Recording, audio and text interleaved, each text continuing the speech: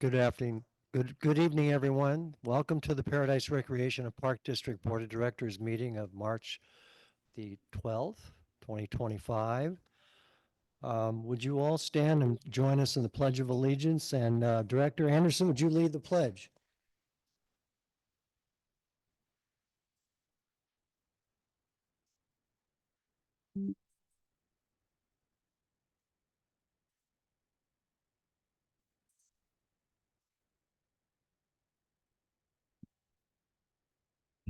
Madam Clerk, can we have a roll call, please?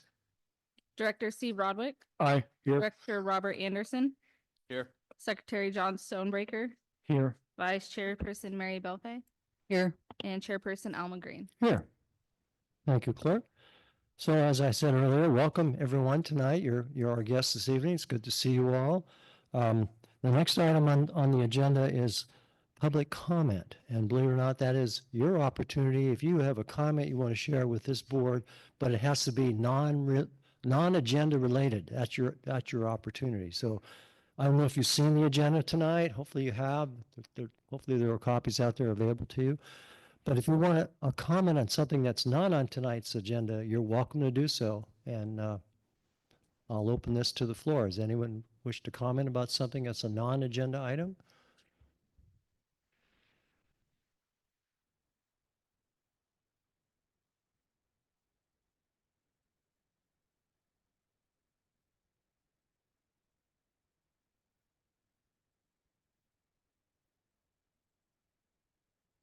We'll give you all a couple minutes so that you can decide whether or not there's something you want to talk about that's not on that agenda tonight.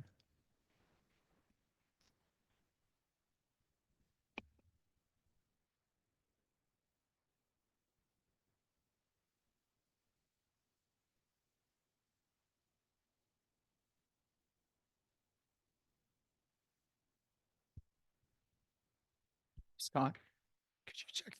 Check the link.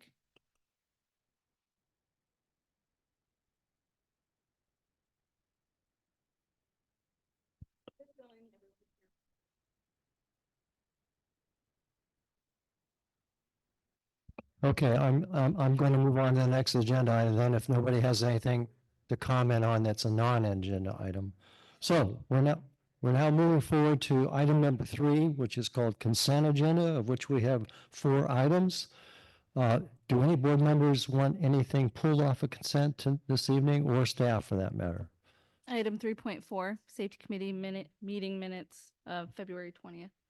Okay, does the board concur with 3.4 being pulled off and acted upon individually? I guess you have consensus. Okay.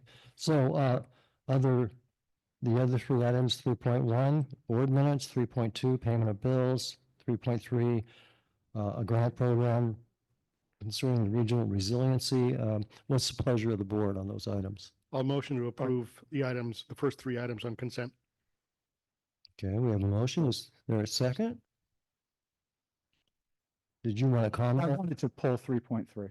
Oh, I'm sorry. Well, can you retract your motion, please? Motion retracted. Okay, so 3.3, you want that pulled for discussion? Yes, thank you. Okay, so let's move on just to items 3.1 and 3.2. What's the pleasure of the board? I will once again move to approve items 3.1 and 3.2. Seconded. Okay, we have a motion that's been seconded.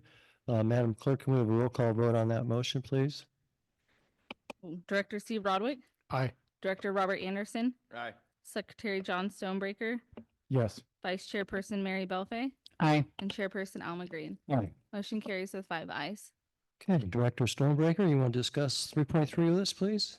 Yeah, my reading of this agreement is that the project relates to the planning and community engagement, separate from the implementation. So I'm wondering, does OPR/LCI require this agreement to include implementation? It's strictly a planning grant, Right. and the OPR, Office of Planning and Research, has changed their name. Mhm. So part of that is just to update the name of it. Partnerships are really big on this grant. So what they have is a planning parties are participating. Principal parties are Town of Paradise, RCAC, Rural Communities, missing the name. Assistance Corporation, Yes. and then the Campfire Collaborative. Right. So I'm familiar with the planning part, but there's a lot in this agreement that discusses a tax levy, a regional tax levy, and implementation that I think goes beyond the grant scope.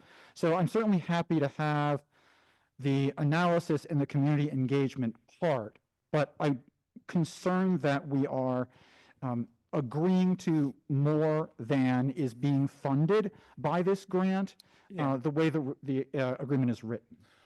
You might be thinking of the previous grant, which was BRIC funding, Building Resilient Mhm. Infrastructure in Communities. This was a subsequent grant approved by the board, I believe in 2023. And so that was a partnership with those entities. It is strictly a study, but it's looking at a whole bunch of things related to governance, how if there was a wildfire risk reduction buffer or some measures, how you might pay for it in the long haul. So it's just a strictly examination of that and looking at what those options are. So your interpretation is that the implementation does not involve actually acquiring any additional property or doing any fuel reduction on these Yeah, properties? this is just strictly planning and study. So Okay, the that's- next step would be pointing to implementation, which of course would come back to our board, possibly the Right. county, possibly the Town of Paradise. Okay, as I well. want to have that discussion because I want to make sure we stay within our PRC 5786 powers. So I'm happy to approve continuing this partnership for the planning and community engagement regarding the wildfire risk reduction. Make that a motion. Let's not make a motion. I still have another comment I Okay. want to share on this, just for a question for our district manager. Dan, you indicate in the staff report that you're anticipating some more modifications to some of the text of this agreement. And further legal review, I suppose, right? So with that in mind, just a couple of minor things. I just noticed within the text itself, the very first page near the title of the agreement, you don't want to have a March 12th date for execution of this document. I would suggest that you modify that later once you know you're ready to have that executed, assuming we approve this tonight.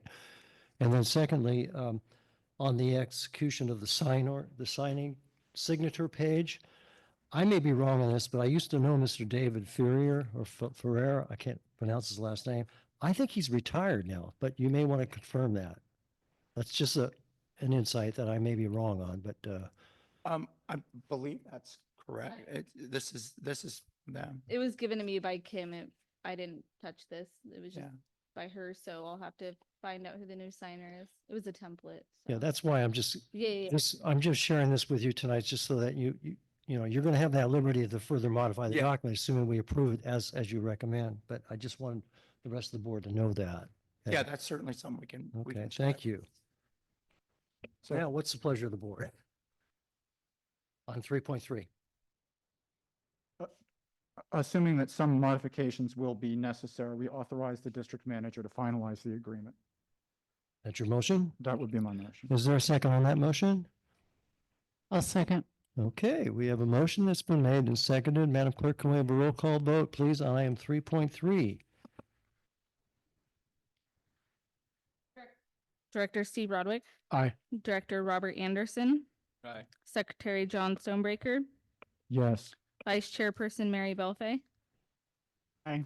And Chairperson Alma Green. Aye. Motion carries with 5 ayes. Okay. Madam Clerk, you pulled item 3.4, so you want to lead discussion on that, please? Yeah, I believe it's on the second page. When I'm talking about the vandalism to the bathroom, I accidentally spelled restaurant instead of restroom. So I just made that correct. Gosh, how did that happen? I was probably thinking about I food. was thinking about food at the time, right? Oh, okay. It's like 90% of my day. So you want us to approve this with that correction, is that correct? Yes, please. Okay. Any further questions from the board on this item? If not, what's the pleasure of the board? I motion to approve item 3.4 or the accept item 3.4 with the correction made. Okay? Is there a I'll second. Okay, Okay, thank you. There's been a motion that's been made and seconded. Madam Clerk, roll call vote, please. Director Steve Rodwick, Aye. Director Robert Anderson, Aye. Secretary John Stonebreaker, Yes. Mary Belfay, or Vice Chairperson Mary Belfay, Aye. and Chairperson Alma Griad. Aye. Motion carries with 5 ayes. Okay, thank you. So, ladies and gentlemen, we're going to move on to item 4, committee reports, of which there are 3 committees who met since the last board meeting. Personnel Committee, anything to share, staff or personnel board members? We did meet on, whenever that was, last week, we met. And we did discuss item 1, and we went into closed session, discussed item 1 regarding the employee salary and wage negotiations, and staff will bring back some more information to the committee. And then we discussed item 2 and discussed the evaluation procedure for the district manager, which is underway. And then went into closed session and I went out of closed session, and then we were done. It was fast. All right, thank you for sharing that. Okay, next item, 4.2, the Recreation and Park Committee. They met on February the 25th. I think the chair of that committee is you, Director Anderson. You got anything you want to share with the board? Yeah, we discussed a couple of items. The Lake Concom feasibility study, which is a first draft at this point, but looked real good to me, and we'll be discussing it more at our next meeting. And the Town of Paradise Berry Creek property agreement, we're, I don't know if Dan has an update, if he met with Little League. We'll meet with them next week, or actually the last week in March. So meeting with Town, Paradise Little So League, after our. after Parks the and Rec next, meeting. yeah. So, but we'll give an update on next board meeting. And this is the property across from Engelson Field? Ingalls. Eagleson Field down at the ballparks off Bruce Road. What? Bushman. Bruce. Al, you I get it? understand, yeah. No, I have nothing further to add, but thank you. Let's move on. That concludes our committee reports for, oh, I'm sorry, I missed Finance Committee. I beg your pardon. Yeah. Finance Committee, what do you have to report?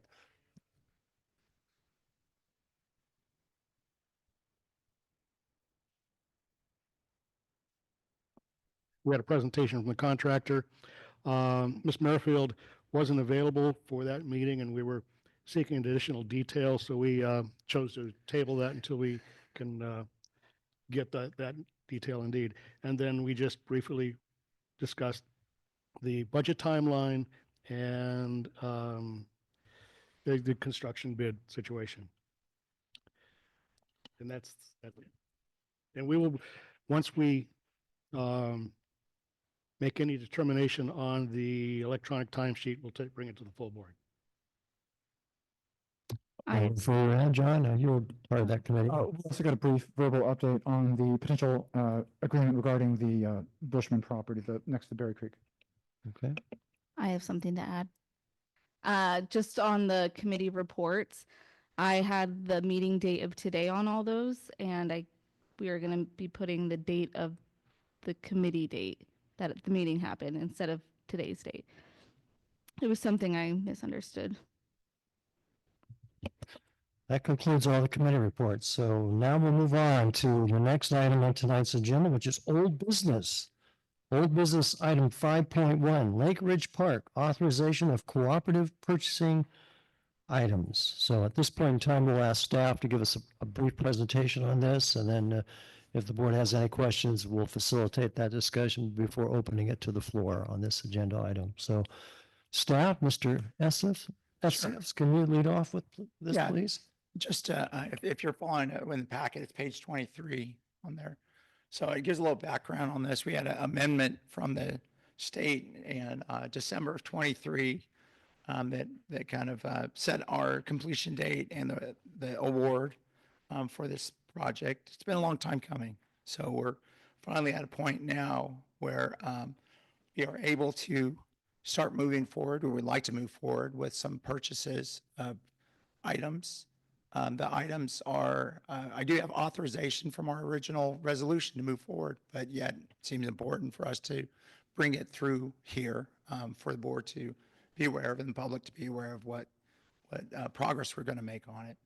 The items that we're looking at would be purchased through something called a Joint Powers Cooperative Purchasing Authority. So this is terrible name, but it is a setup in 1978 to basically allow government to have a volume purchasing. So the bids are put out to all agencies that want to participate, and you get kind of a government rate on different items. So what we're looking at potentially purchasing with this is play equipment, restrooms, picnic shelter, picnic tables and benches, some of the lighting, and custom canopies, a shade structure. The items that we are asking for this as a not to exceed budget, because some of the items, for example, the restrooms are typically a precast facility that would be brought in modular, very much like the facilities you might see any place. Costs of those range up to $300,000. What we want to do is start piecing those things together so we can perhaps, instead of a two-seater at the Lake Ridge Park, it could be a four-person, which would allow us to have events larger, when there's a soccer game out there on the field, that we wouldn't have to bring in a portable restroom. So it gives us some flexibility on that. One thing that we're really concerned about, and our design team is as well, with changes in inflation and pricing and tariffs, to get this kind of in motion now. One example is on the restroom. If you made that order today, they're a year out from delivery, a lot of the places, which is hard to imagine, but that's just kind of where the state of the industry is right now. But we would lock in kind of today prices if we purchased it today. We've gotten a lot of, one thing that has been great on this project, we've had a lot of good public input since this kicked off. I mean, this part, the grant. So as a contingent, or as a requirement of the grant, we had to have a series of public meetings. We were able to reach out to the public during COVID on site. We met with school groups, classrooms, and even had surveys. So we have approximately 10 items, big ticket items that are part of the park. And these are most of these are supplemental features. So things that are kind of tied in with, some of the items that were mentioned. So picnic shelter, one of the requirements that we heard from the public was having a group site. So a shelter goes along with that. Some of the other items like picnic tables and so forth, those are relatively small items that would be dispersed out there. And so that would be part of it. One thing I'm sure everyone is wondering is, when is the construction documents coming in? And we're looking at bringing that back to the board later on this year. But we're far enough now to kind of pick out some of these things. And if we're able to get good pricing, we could get more of certain things. One example, I think for us, that would be a priority, is if we get good pricing on this, we'd want more play equipment. So we do have a grant that's essentially half price on through playtime on their equipment. So that helps us, but those prices have really increased since when this grant was formulated way back in 2019. So we're stuck with 2019 pricing in 2024, and so is a lot of other agencies. So we really wanted to kind of look at this JPA, this cooperative purchasing, to streamline the process for us so we can focus on the construction stages and not have to worry about this, making these smaller purchases that would be through a contractor, which would be subject to markup from that contractor. So these would be indicated on the construction plans as owner, contractor installed, but owner provided. So that would simplify that. Oh, one other important thing. So when I got here in 2017, I don't know if the district had used the cooperative purchasing before, but we started using it then on some small purchases initially. But we've been able to actually use construction on this. We have the LED lights from the Moore Road Ball Field, or Sourcewell is the name of the company now, or the Joint Powers Authority.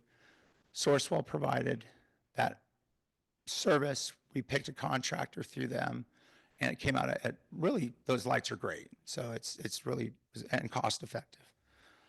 We've done a number of things, cleanup. We have also the new Aquatic Rec Center is a Sourcewell provider. So Romtech is provided us a government rate for that building that's going to be going in later on this year. Happy to answer any questions, Board man.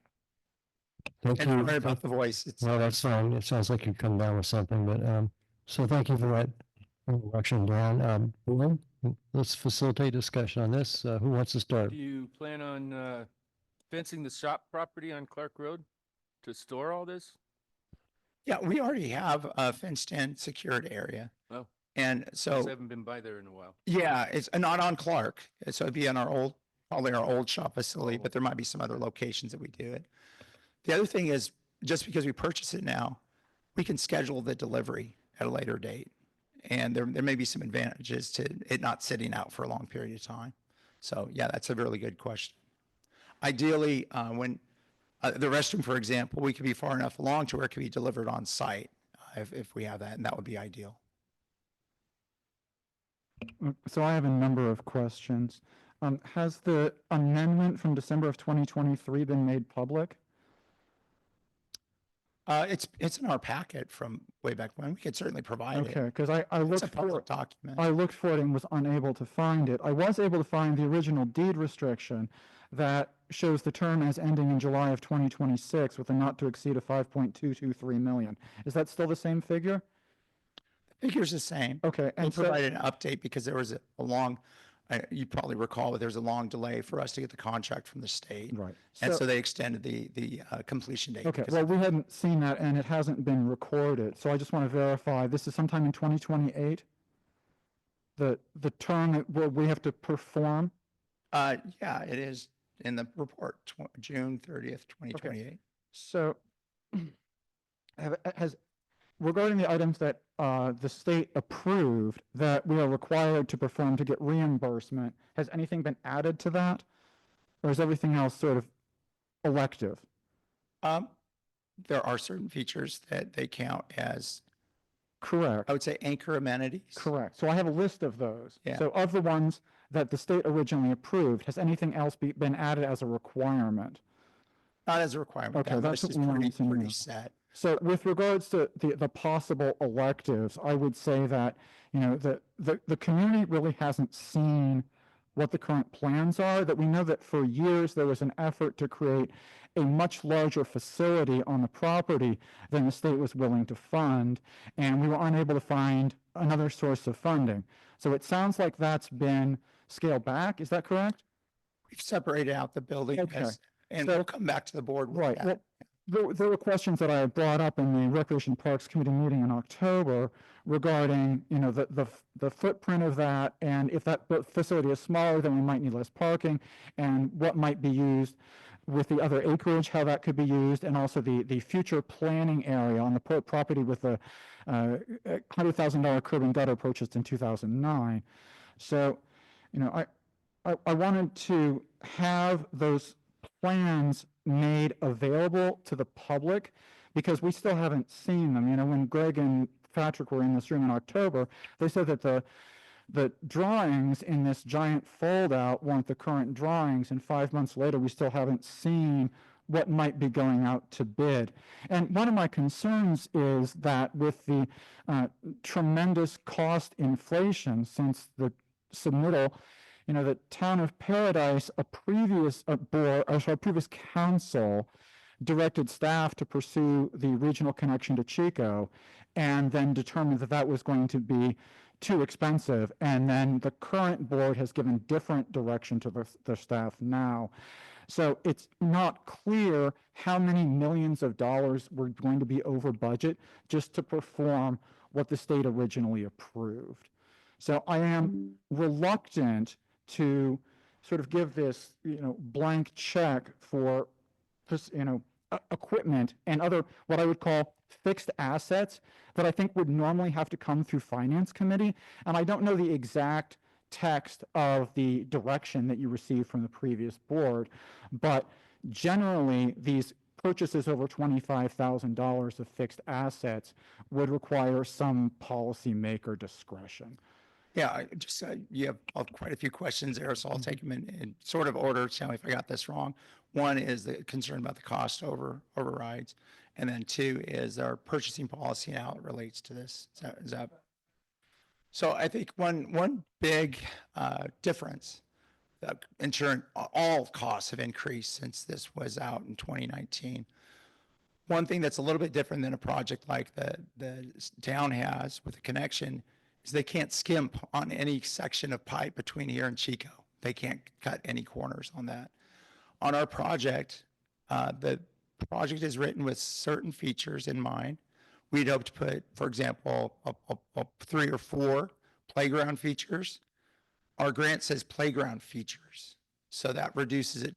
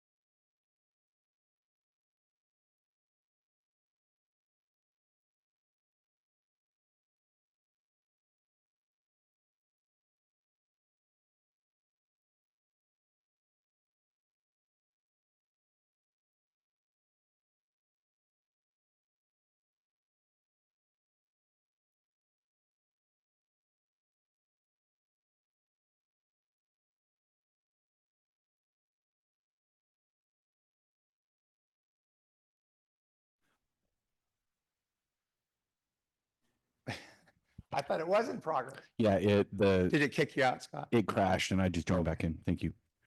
So anyway, we have a lot of input we got from the very first part of the input from the community. What I liked about this grant that isn't typical is they had the community outreach up front. So we got that list right away. It informed us on what was part of the project. Now, when we get into design phase, those things are going to change a bit. And when we're coming back to the board, it won't be that conceptual design. We want to bring back actually construction drawings. That's the next step, because we've seen enough of the conceptual drawings at this point to know kind of what's there. Amphitheater, basketball courts, pickleball, adventure play area, group picnic site, play field. I'm missing something. My playground. Oh, restrooms. You got to have restrooms for that. We heard from a lot of folks adequate parking. We may have overdone the parking on our initial design, so that's going to be reduced down to potentially future phases. Or maybe that's gravel instead of asphalt, because we want to invest the money into play equipment rather than someplace to park. But we want to make sure we have adequate parking there. So that's kind of like we do have some flexibility on the design of it. We just need to check those boxes. Second part was talking about purchasing. So the original resolution provided the district manager with authority to complete the project. Has a certain dollar amount. It's a cost reimbursable grant, which generously that's going to come from the state of California taxpayers at $5 million. It's not coming out of local, our taxes certainly to the state of California, but it's a grant from the state. So it's money from outside the area invested in our community. We're one of only 50 new parks, which is the most parks ever underneath that grant program in California. So we're very lucky to have that kind of won that competition, and they want to invest it here. We wanted to bring this back because I think it does a couple of things. One, it shows progress. We can report back what the purchases are, how we're doing with this budget. So I view it as almost a mini budget. Every year we have an annual allocation that we set up with our capital improvement projects, gives us a lot of authority to do projects and move forward. So this is just giving us a little bit more, I'd say just kind of clarifying it, validating it with the board, and letting us move forward with a project that I think is going to quickly spiral if we wait too long to move forward with it. I'm concerned that it may already have done so while we were waiting for funding to increase the size of the building. I'm looking at the text of the deed restriction that talks about 5 play areas and doesn't mention the water feature. So you'll have to share your version of the expectations of the state so that we policymakers understand what we were expected to perform. Yeah, we can send that Thank you. out to board members. I would say that some members in the room today might not have seen enough of the conceptual diagrams.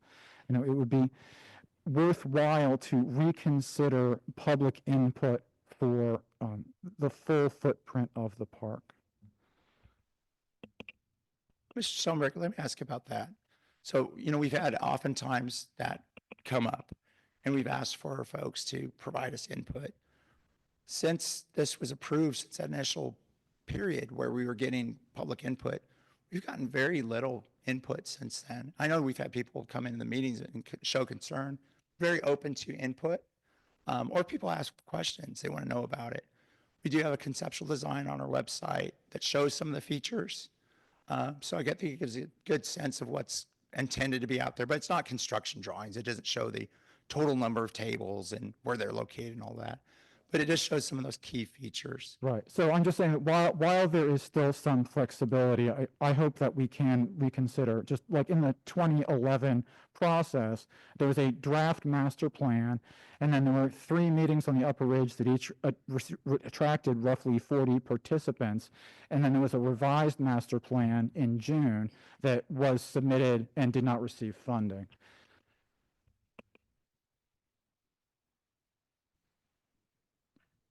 I think this is an exciting step forward in this project, and I think it just marks we are making progress, even though the progress has been slow due to many, many factors. First factor starting with all the government stuff, things, reports, dirt, looking at dirt.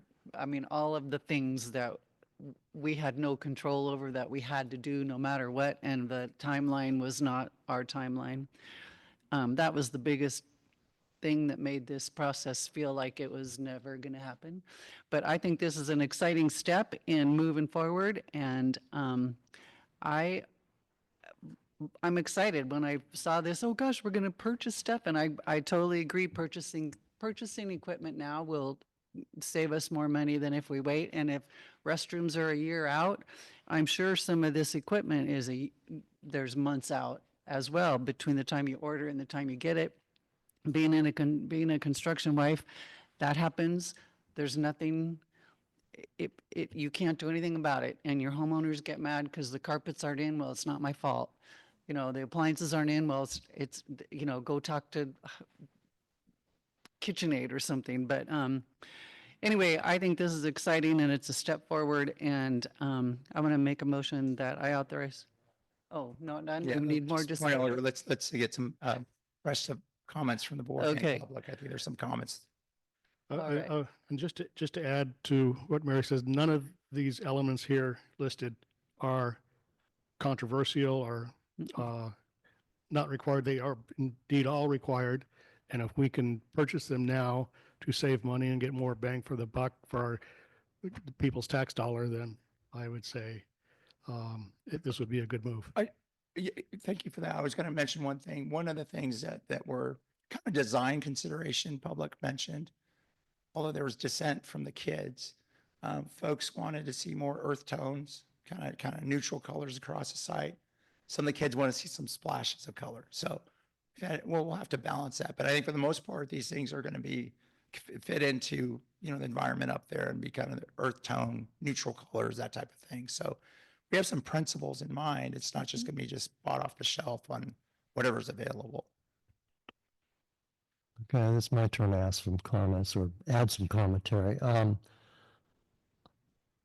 think this is a positive step, quite frankly, because it gives us the opportunity for cost efficiencies and so forth. But related to this,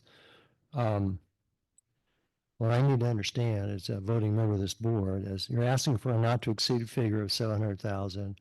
Nowhere in the staff report did you indicate to us how you came up with that figure. I'm just curious how you did that. I Sure. realize it's an estimate, it's not a locked-in type number. This is just probably your vision of an appropriate amount not to exceed just so that you can proceed ahead, assuming you get the authorization this evening.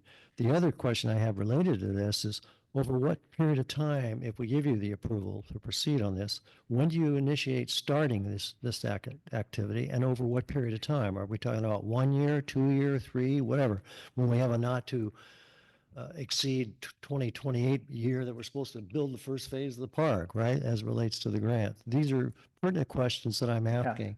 And I think one of the other board members already asked, do we have the capacity to store things in a safe and secure manner over that duration of time? Okay, so if you could comment on those, I'd Sure. appreciate that. Let me just write it over here so I don't miss anything. Okay, so I got estimate, date, and storage. So the estimate is based on some preliminary work on finding out things. Costs of a restroom, depending on if you want a one-seater pit toilet, surprisingly is very expensive, 100K, 80K. If you want a four-seater with, that you'd view kind of like these here, right, that we have available, those can be close to 300,000. What we want to do is that's quite a bit of range in there. Some of the other features are much more predictable.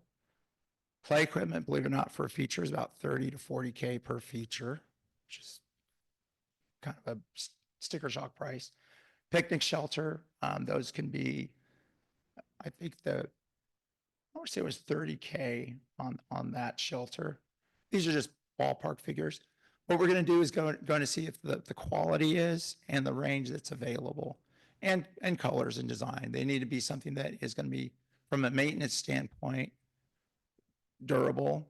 We get prison grade materials when we get restrooms to prevent vandalism and graffiti and all of that. It needs to handle a snow load. So if we have a shelter up there, it better handle the snow load. Otherwise, we're going to replace it on a regular basis. Picnic tables and benches, those can be fairly pricey, but on the order of $2,000 to $5,000 a piece. And then lighting can be upwards of 100K, custom canopies kind of in that 30K range. And I'm picking a midpoint with quite a bit of leeway in there. We have some multipliers. So you do that, that's going to be well below the 700K. But what we have, we may add additional play features that would go, if we can get the number that we'd like, we'd rather have 4 features rather than 2. So we'd try and focus on those types of things. The time period, the dates would go to the period, I think, of the grant, just because in case we have reached our budget goals here and we have some additional funding and we need an additional picnic table, a bench, some other feature, we'd much rather want to purchase that now with the funding that we have through the state of California than put it into a plan for some future purchase or a donation bench or something. So we'd want to have some flexibility with that. So if I understand you Yes. correctly, you're saying with this approval, you would commence sometime this calendar year in that purchasing activity, Yeah. whatever you want to call it. But it may run the gamut all the way to the end of the grant period of time. Yeah, I'll give you right? one good example. So, for example, there's a really good company in our region that ships out concrete benches and picnic tables. You can buy one table and it's going to cost you the same amount of freight as if you bought 20. And so if you buy that one truckload, you're paying for that one truckload as just your shipping cost, and you get 20 tables or benches or whatever. We have some other parks that have needs that would come from different funding sources. So we'd want to bundle that up and get, one truckload of it. We have some immediate needs now in other parks that we need to replace some benches that are, either damaged from the campfire or need to be replaced at this point. So we'd want to really take advantage of that kind of volume discount and payment, but it would start right away. Your last question was on storage. So we do have a secure yard that has a fence, gravel, and it would be a good site for this. So that would be a location Are you for it. talking about the yard at Billy Park? No, Oh, where's this at? our old shop yard, I didn't realize we had fencing down there, but okay, fencing. okay. But it's out in the open where it can be highly visible too. It's visible. I think Right. there might be some things that's why we've had picnic tables stolen. Nobody's going to steal a concrete table that easily. Wouldn't think so. So- Yeah. Try. Okay. You try it. Now, one, Someone might try, but, Yeah. you know, we're going to Right. secure that yard. Right. Now, based on some other commentary I heard amongst the board members, although it's not directly related to this agenda item that you're asking us to consider tonight, I think I'm only one member of this board, but I think it'd be helpful if sometime during the course of this calendar year, we see the actual construction schematics and stuff for the park Yes. improvements coming through our standing committees or ultimately the board as a whole, and so that we can open that up to the public, let them see, get them excited to see what's coming, that type of thing, if at all possible. Yeah. So hopefully that can happen, but And if folks haven't seen it, I mean, looking at the conceptual drawings is pretty good sense of what's there. So we had some things, I'll give you one example that kind of surprised me in the public outreach. So the amphitheater, I would not have picked that as a top 10 item for that. And yet we heard from a lot of people that there was a need up there. They wanted to see something. And the site is beautiful for that type of thing. It has kind of a natural slope. You can look down at the reservoir and Sawmill Peak, look up and down the canyon. So, you know, I've been persuaded by that initial public input, whereas before I might have thought it's not as high a priority as some of the other ones. But it does reflect a lot of that public input already. okay, at this point in time, we're going to open this up to the floor. Is anyone in the audience wish to speak to this agenda item? Lake Ridge Park authorization of cooperative purchasing. Please come forward, sir, and when we get near the dais, just press the button so we can hear you on. Not a public speaker, so we had a meeting at the homeowners association up in Magalia yesterday. And there was a discussion about trying to figure out how to get a dog park up in that area. We don't have any facilities up there whatsoever. And dog park is, I believe, is pretty inexpensive asset to put in. And we had pretty good showing at the homeowners association. So I would hope that maybe we could add that to the park facility. And also I want to find out, is that map you talk about, is that printable? Yeah, if Scott, maybe you could bring it up on the website so we could show you. Okay, I was But- just going to recommend to the homeowners association to print out a couple of them so people could see what you're talking about. I mean, there's a lot of activities up there. Let me ask a question. If it was in the Nugget, would that be helpful? That would. Okay. So I think that would be, yeah, that's a great suggestion. Thank you.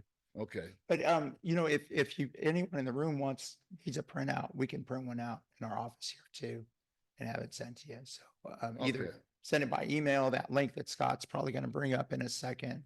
maybe if we could send it to the somebody up at the office up there, and I will Yeah. drop in and maybe let them know that it's coming their way so we could print them out and put them in different areas, because we have a lot of different activities. We've got people coming from all over the homeowners association, so it would get a lot of visibility. Thank you. That's a great suggestion. If I can ask a question. By the way, what's your name? Joe Wise. Joe. The dog park, we're looking at maybe a potential next phase on it. One thing that we're trying to chat with the housing that's next door. They have a requirement that they have a dog feature of some kind. One thing that we've seen in other parks is kind of that this would likely be a place where you could have dogs on leash and then a separate, the future site could have a fenced in area. I know people like having little dogs and big dogs separated out. And I'm just kind of curious if that's, yeah, That's I'm what, seeing that's what was brought up too. Yeah. And that wasn't the, original concept. yeah. Uh, It's but- not, we don't have that under this grant, but I think your points are right on as far as it's not that expensive. And we're trying to figure out where to master plan it on the site for a future. Okay. Thank you. And just to follow up, when our public meeting out there on site, I think it was in October, we had that little posted suggestion board, and one of the many items on that posted board was dog features in a dog park. So that the public input has been taken, and we've got that on record. Okay. Scott brought it up. I think there's actually an old one. We can show an updated one. But on the screen, on the front or on the side there, you can see some of the big name features are the ones that are within the grant that we're supposed to have. And it's going to be a different configuration than what you see there, but at least it gives you an idea as to what's there, and the location's probably shifting a bit. But we'd be happy to send the new one out. Okay, thank you. Yeah, thank you, Joe. Thank you for your input, sir. I appreciate that. Anybody else wish to speak in this agenda item from the audience? No one else? The dog park, right? Okay, well, thank you very much. I appreciate that. When I asked the question about little and small dogs, I saw all of your heads go.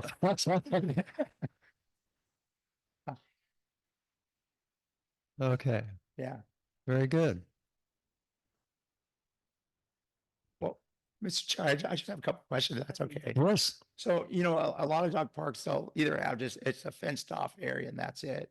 Others will have some features out there for interest that you could either hide treats or do something. I'm just kind of curious. And we could get to this later on, but if you guys could share that input, send us an email, that'd be helpful for us. If there's some like simple features you'd like out there that would be, and for those dogs too.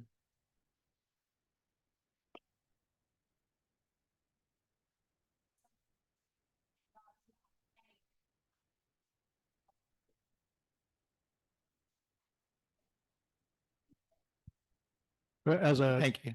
also a board member of the Paradise Animal Shelter Helpers, I'm a dog person and a cat person. So unfortunately, I don't think we can have a cat park, but we can have a dog park.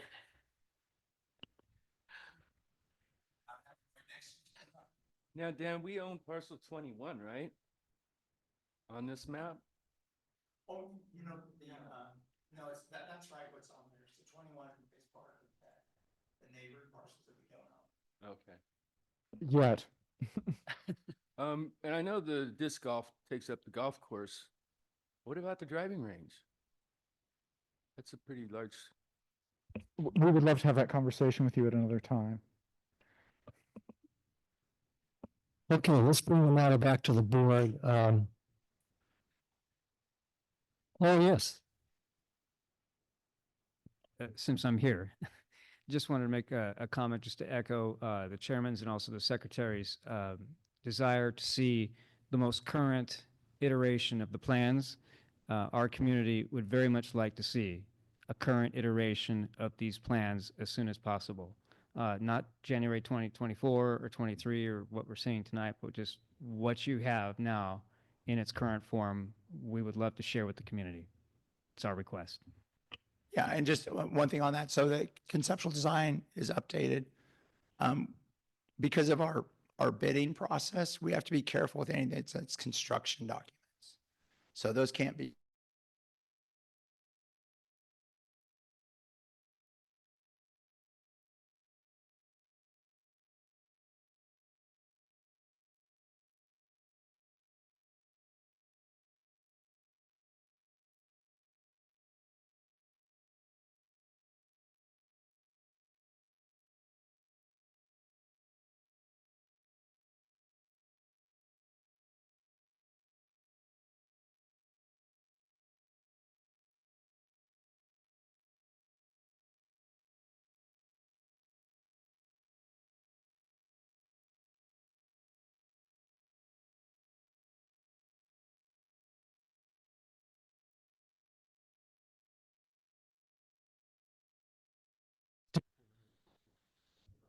that, that the process of purchasing and going out to bid and all that stuff be run through the appropriate standing committees, as that proceeds. So, What we're hoping for on this is that we have that authorization can move forward. We can report back. So we can report back on those items. But to run it through committees each time, it's going to stretch us out months. well, I'm talking about an after the fact that you would share with the Absolutely, standing yes. committees, not Yeah. before. And That's my actually, suggestion. That is stated in the report. So we would like to bring it back as it moves forward. Last, before the recommendations there, staff will provide progress updates as these purchases occur. Well, the wording of that sentence makes it sound like you're just going to bring it to the entire board rather than just a standing committee. Is that right? I think all board members have an interest, so that's why Okay. we're hoping to bring it to the full board. We could certainly, if there is an interest now, it's broken down, dive in deeper at the finance committee, we can certainly do that. But I think everyone on this board has an interest in this project moving forward. So I definitely want to bring it at least to the full board Right. and possibly to the finance committee if there's questions on it. That makes sense. Yeah. Okay. All right. What's the pleasure of the board? So based on the discussion you just had about who's bringing the reports back to the board and the finance committee, however that works out in the end, I want to make a motion as to the recommendation to authorize the district manager to seek bids and proceed with the purchase of equipment for Lake Witch Park, including but not limited to those listed, and at a total cost of not to exceed 700,000. And the board and the possibly the finance committee will be kept updated as to what's being spent where. Second. Madam Clerk, do you have clarity on that motion? After 7,000, I put with It's 700,000. 700,000, yeah, just 7,000. And I just put with with progress updates to committees and board. I just kind of tacked that on. Well, Does that work? Director Barth is shaking her head, nodding her head, so that sounds like that's what she meant. Okay. Equipment, including but not. Okay, including but not Yeah. limited to. Well, yeah, I did think you I- include a not to exceed figure? Yes, in I the did. motion? Okay. So, I mean, We got it. we have Thank clarity on the motion. Is there a second on that motion? Second. Okay, so we have a motion with clarity and it's been seconded. Madam Clerk, may I have a roll call vote, please? Director Steve Broadwick, Aye. Director Robert Anderson, Aye. Secretary John Stonebreaker, Abstain. Vice Chairperson Mary Belfay. Aye. Chairperson Alma Green. Aye. Motion carries with 4 ayes and 1 abstain. Okay, moving on. Next item is new business. We have one item tonight under new business, item 6.1, LAFCO nomination. Butte Local Agency Formation Commission is calling for nominations to serve on the commission representing special districts, what they call a category of special district regular non-enterprise member. So LAFCO requests a written nomination letter from anybody who gets nominated. This is on our agenda tonight for the board to possibly consider nominating somebody to run for election. If you get nominated, that party has to be elected by votes rendered by all the special districts in Butte County, there are quite a few. Does the board have any questions on this agenda item? I don't know that I have a question, but I do want to make a nomination or however that works from us. I nominate Al McGrean to continue his position with LAFCO. Seconded. Okay, Madam Clerk, we have a motion on the floor. It's been seconded. Can we have a roll call vote on that, please? Director Steve Broadwick. Aye. Director Steve Broadwick. Director Robert Anderson. Aye. Secretary John Stonebreaker. Yes. Vice Chairperson Mary Belfay. Aye. And Chairperson Alma Green. Aye. Thank you all, board Motion carries members. with 5 I, ayes. I really appreciate your support on this. We appreciate your service, Al. Okay, we're moving on. Item Mr. 7. Mr. Oh, Chair, just a yes. request, I would request that we change the order of the reports here, that we Oh. go with the recreation evaluation report first, strategic plan second, and district report last. I So think basically moving 7.1. is the board comfortable that change in order? Concur. Okay, we have concurrence, so let's proceed with the recreation evaluation report. Item 7.2. Yeah, I'll give a little introduction and then kick it over to our capable recreation supervisors, and others helped on this as well. I think this is our third year doing these evaluation reports. And the idea is really for us to pause, to take a moment to look at how our programs are going, report back to the board, and give a sense as to multiple factors. How are they doing from an economic standpoint? How are we doing from a program delivery and participation standpoint? And then kind of next year's directions and kind of reflecting on what we could do better. So this is process we've done for the last couple of years. Last year was, I would say, an incomplete report, but it kind of showed some direction. This is a much more robust report that already after we finished it, we already have some ideas on how to streamline it and make it better next year. Main point for me is a couple of things. One is it gives us a chance to kind of chart our progress. We're looking at trends here and not necessarily what happens in one year to year. And then just kind of coming back with, if we try something new on a rec program, how does it do? We are really trying to have a learning mindset as an organization, be humble about what we test out. And then some things are going to work because it's an experiment. Some things are not going to. But that it's much more important, impactful if we take a chance to sort of see how we're doing. And so I think this, we have good participation, very vigorous discussions with Jeff and Scott and other staff on this. And I want to kick it over to them. I will mention one thing. We do the budget comparisons on here. One thing that's lacking on it is we don't have the total accounting of our grants. So that may skew it a bit towards our cost recovery not looking as robust as it might be once we included the grant income. But I think the important thing for us is looking those year-to-year trends, and are we kind of roughly flat? Is it increasing? Are there problems on that subsidizing of these programs? Cost recovery is kind of a buzzword in the industry. So a lot of programs, especially larger areas that have a more affluent tax base, are able to provide programs at a 10% cost recovery to their goal. 10 to 40% is typical, but each jurisdiction will count things differently. So I think important for us is just to get a sense of how we're doing. And I think Jeff and Scott might want to address some of that. But I then we'll give a high level overview of some of the main points and stuff that we learned this last year. Who wants to go first? Or you go together. Hello. Hopefully you all have the 2024 Recreation Evaluation Report in front of you. Like Dan said, it's an overall look at the programming that that we did from 2024 calendar year.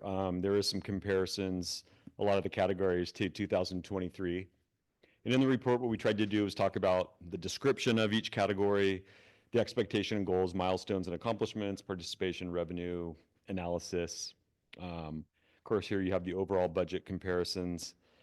And like Dan mentioned briefly, it does not include the income from the Networking Neighborhoods grant. And one example of that, since the first category is aquatics, is that we did have 2 movie nights at the pool. And we made that free to the community. And that was with all hands on deck. We probably had 9 or 10 of our lifeguards working that night, cashier, everybody working with no income coming in. So all those timesheets were charged to the end-to-end grant. So when that money does come back, I don't know if it'll show against aquatics, but some of the programs have expenses to them like that, where there's going to be grant money coming in. We went over the aquatics a lot when I did the pool report back earlier in the year. And kind of with that, there's some exciting stuff happening this year. We did raise some of our fees at the pool going forward to 2025. We're adding a lot of swim lessons. We're adding a day. I've almost forgot about that. We've been closed on Sundays since the campfire, just until we got staff back up and running and whatnot. So now we feel like we can have it open 7 days a week, which we're looking forward to. Of course, that will be extra expenses too, but we're hoping the revenue will make up for it and the cost recovery will go up, hopefully. Aquatics tends to be one of the most expensive programs that recreation and park districts have, just with all the expenses of the pool. We've got all the different categories in here, from aquatics, camps.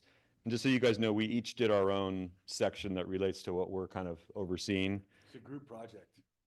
For instance, Scott, the next one coming up is camps, and maybe we'll just do that and kind of go back and forth. Or I don't know if we want to go page by page or. Let's let them ask questions, right? This is celebration. Okay. I challenged our staff to have a very compressed report. But I think one of the things that is not the report, the verbalization of it. Yeah, because I want to hear you guys' questions. But I think one of the things that is pretty fantastic about us doing this, especially the time of year, because we thought about doing this as a fiscal year report, which would give us much better numbers. But you have weird things like you're doing the latter half of last year's swim season tacked on to June of this upcoming swim season. It doesn't make sense. So calendar year seems right. And it gives us a chance to reflect. And I think when you put it together in one package, I go, oh my goodness, this is incredible. Because we've had COVID, we've had campfire, we lost 60% of our staff. So to go from that to having a very robust program, I would say for a rural area, it's remarkable. But I'd compare it to anybody that's our size district, any place.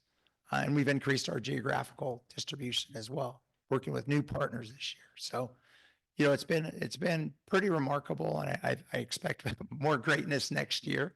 But I wanted to hear some questions from you guys, and even on the format of it, if this is working for you or not. We have some definite ideas on how to improve it next time. But we want to hear those questions. Well, Thank you. It's brief, lean. Oh, I'll go ahead and jump in on that. Yeah, let's Yeah. give a couple more quick things. I think that because this is the second, not the third time that we've done this, second time we've done this, this felt a lot more like a celebration of look at what we pulled off than a nitpicky, down to it, Doge type of angst into this thing. I think that one of the things that brings great value to this is what's not in the report. What's not in the report, there were no drownings last year at Paradise Lake or at the pool. Our injury and our incidents responses, we run very safe, very trauma-informed, very high-quality programs, as many of you have been to and have seen. So taking the time to put together a 30-page report that Dan wishes was 15, it's of great value for our relationships as well amongst us, because it's a really hard time of year to do the report. It's one of the hardest parts about this time of year is the activity guide is due at the same time as planning all the way through August, at the same time as, the weather is changing. So it's a monumental lift for Jeff and I, and Dan and Jeff probably wouldn't say that, but it's a really big lift for us. So we're looking for a little more direction on how you would like us to present this for you in a digestible manner. And what we had planned on doing was, kind of doing this and asking you to ask us questions But the biggest point that I have from the whole report is that we were able to capture and document year-to-year strategic moves that's hard to do with the planning and then the execution of the programs, sometimes 7 or 8 months apart.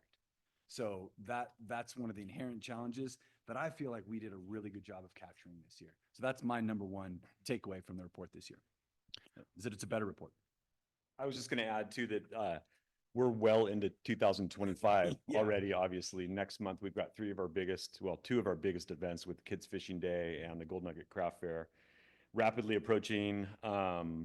In May, we've got the piranhas starting at the pool. We've got lifeguard training coming up. We're interviewing lifeguards already. So things are happening. We've had 2 after-school new sports programs already in 25. So it's kind of hard to go back and, like Scott said, kind of dig all this up when you're trying to kind of do what's happening today. And you know what's So- not in here, that will be in next year, is the addition of the Paradise Community Center, the addition of the aquatic park pool. We have a lot of forecasting to building. do. The rec building. Aquatic, yeah. That's right. Did I say the pool? Yeah. We have one, and it's newly refinished as, so one of the challenges is doing what we did last year and then having some enigmas out there that aren't completely clear to us. So that's another component of this that's not in the report, and that's very, very significant for us looking at next year and coming years. So I think I'm done reporting what's not in the report. You good with that? Well, one thing that's been a good discussion for us is you would know this by looking at our budget, but we are not a for-profit organization. So we provide services, multiple bottom lines. And so what that means to us is, yeah, you can look at the cost and the income and revenue, but there's also a whole services that we're providing to the community. And I think one thing that has been important for us is participation is not only measuring who's in the class or who's here for the what is it? Not the soapbox derby. What's the Pinewood Derby? But we have a room full of people in here. So we may have 20 applicants that race, but we have 60 people sitting in the room watching it. So we need to capture that because that's an important community value and gives something for the community to do. So I think we're going to look at those a lot more carefully. I know that Scott is now a fan of the participation hours and unique individuals that we serve. I think there's some things too that we are going to grow some partnerships, sports programs, especially youth sports, working with the schools. Jeff's working on that right now to get some of those back because there's not the feeder programs that there were 10, 20 years ago. And so that could be a space where we're helping the schools have better athletes, prepare kids for life and not just varsity sports. So I think there's a lot of things that are coming up. Be happy to answer any questions. Okay, let's, is there anyone in the audience that wants to speak this agenda item? Okay, judging from the silence, let's participate at board level. Do any board members have any comments or questions or? First of all, thank you. This, I think, for myself, and I think probably the rest of the board, this is going to be a reference document going forward until the next one comes out. And I think the only thing I would add, and I know you're adding it this year would be ridiculous since there's only 2 years of trending, maybe some trend lines, moving forward, going forward. So again, thank you. Thank you. All right. One of the things that is not here is the breakdown between fixed costs and variable costs, like with regards to cost recovery. So if the pool is closed on Sunday, there's still a cost. And so if you add in, now we're going to have staff, but also we're going to get some amount of revenue. That's a variable cost and then revenue. So comparing the variable cost to the revenue is better than comparing the variable cost plus the fixed cost to the revenue. So that's a column that I, as an economics geek, would like to see. The other thing is to distinguish between what is district tax funded versus state or federal funded. Like with the Elements grant, it's $1 per $1, but those aren't our dollars, right? Those are dollars coming from outside the district. And so whatever the cost ratio, I mean, it's zero of our dollars providing $0 of revenue, plus this added benefit, like Dan is talking about, the service to the community. So I had a little bit of concern regarding the, staff intends to move to a financial sustainability model. I was prodded to reread our bylaws very closely, and Section 34 talks about, we're not trying to achieve more than 100% cost recovery, and it shouldn't be more than 50% for programs that serve children or seniors. That's what's actually in the bylaws. So I would like to have a board discussion about that potential policy change, that if the answer is that, rather than trying to provide a service to the community with these district tax dollars, we're trying to get dollar in for dollar out. I think that slightly changes the purpose. So, I don't want that to be a decision solely made by staff. I'd like to have the electeds be part of that. You may. So one of the things that I was in the district will hear more and more language from me and the unifying language, I guess the common language is a better way to say this. I went to the financial sustainability training that was hosted through the California Parks and Rec Society. The person that was the presenter is internationally known as a Parks and Rec financial guru that would go in and actually host intensives to do essentially, first of all, education to the staff that there is a goal to keep the plane flying, and that with cost offsetting goals, there are 3 models. And this is what was removed, that we removed. I was pushing for it hard. It's an entire conversation in the opportunity to move from the model that we currently operate under, which is the cost recovery model. Part of the conversation that I think you're bringing about is that there are other models that are that take a look at each individual service category in order to balance the zero income, fully subsidized open space, like the parks, with specialized events like the Spring Valley conversation or program that we're putting together right now. I think that, I hope I'm not overstepping. I think that it's a very good call that we bring that back up, take another look at the idea that cost recovery is how it is status quo across the nation, that there are other there are other costing models that bring us more towards a sustainable future, and that the idea is to shift where that income comes from.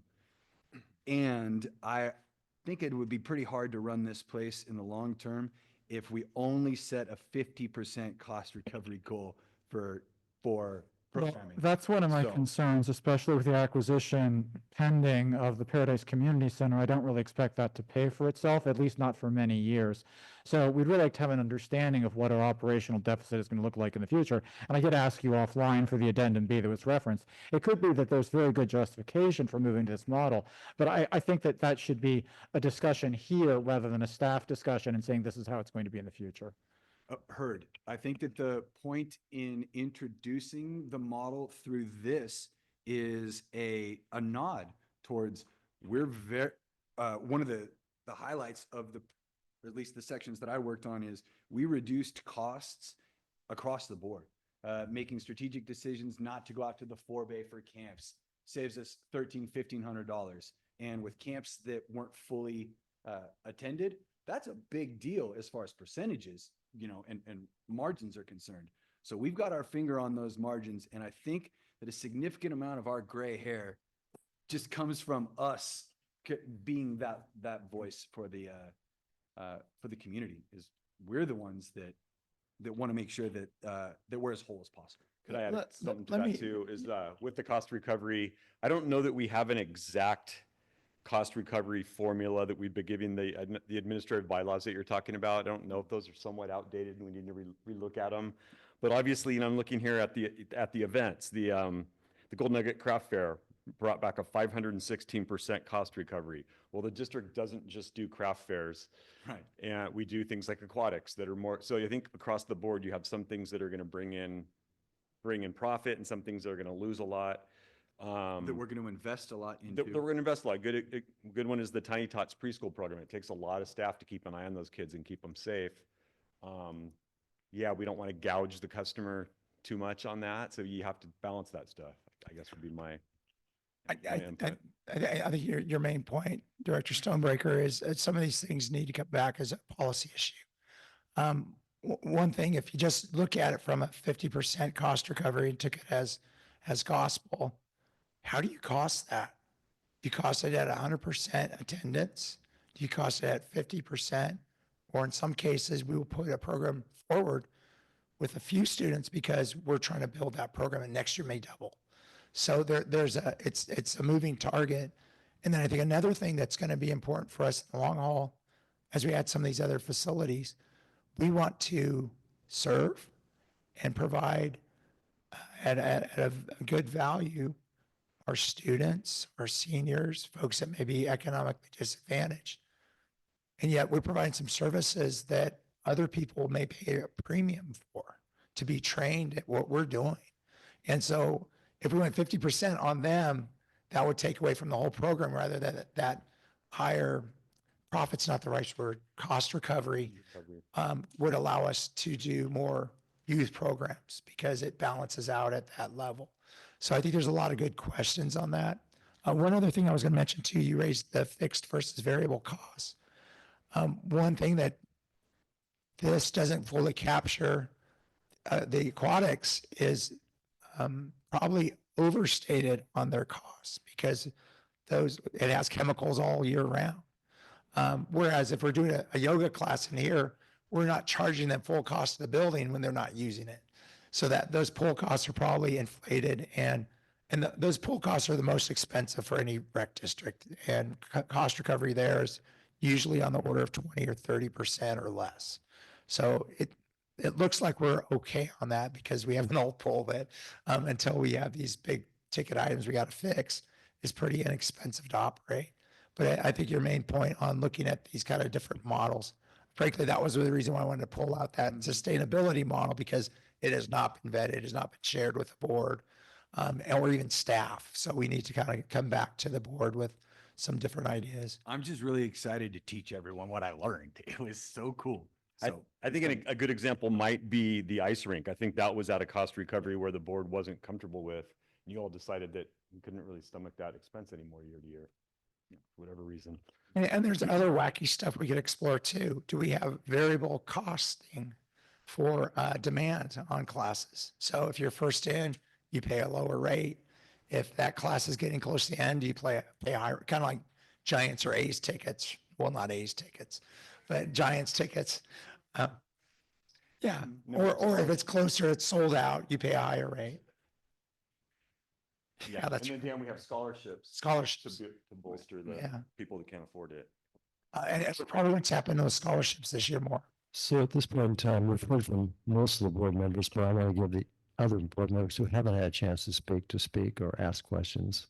So Director Anderson, do you have any input to offer or questions concerning the evaluation report? No? Okay, well then that just leaves me. And similar to Director Stonebreaker's observations, I had a very similar observation when I read the text discussion about the financial sustainability in Parks and Recreation. Appreciate the fact that staff has been trained recently with CPRS opportunities. But the first thing that came to mind when I saw the sentence in there saying, over the coming years, staff intends to move towards this other model, I didn't take offense, but it just caught me by surprise. You know, had you worded that in such a way, it says, intends to work with the board to pursue another model, that's another matter. So it is a policy question, quite frankly. And then the other thought I had initially is, where's this addendum D? Addendum B that's referred to, which is not provided. What I'd like to suggest with board concurrence, and I'm going to compliment you both, this is an excellent format report. excellent. It's only your second year and it's evolving beautifully. Couldn't be more proud of it. But I would like to suggest that if the board concurs that staff work with our top administrator, Dan, and also our finance committee as you further explore this other model. And bear in mind too, our cost recovery plan, which is referred to in our bylaws, two things, two key points, since I'm the old timer here on this board. The bylaws are woefully outdated, and so is the recovery plan. Recovery plan was done last century, quite frankly, not this century. And I mean that not facetiously, that is just a reality. So those things need to be all looked at in concert, you know, and then proceed ahead through one of our standing committees, preferably finance committee, which ultimately might bring us to policy decisions as a full board. That's where I'm coming from. But again, I can't overemphasize, you guys, I'm so proud of both of you. What you've done and your staffs is remarkable over the last few years. Frankly, remarkable. I mean, I don't have the privilege of being to compare our recreation programs with sister districts in the area. I wish I could. I haven't had the time, but I would love to see a comparison with us compared to some of the others. I wouldn't be surprised if we're light years ahead of some of these other districts. I could be wrong. Maybe I'm just too prejudiced, but again, I can't overemphasize how pleased I am with the progress that you and the staff and our participants, for that matter, our patrons have accomplished. It's worth celebrating, quite frankly. It really is. So that's my comments on this, but anybody else? I just a question on that, or maybe something for us to reflect on.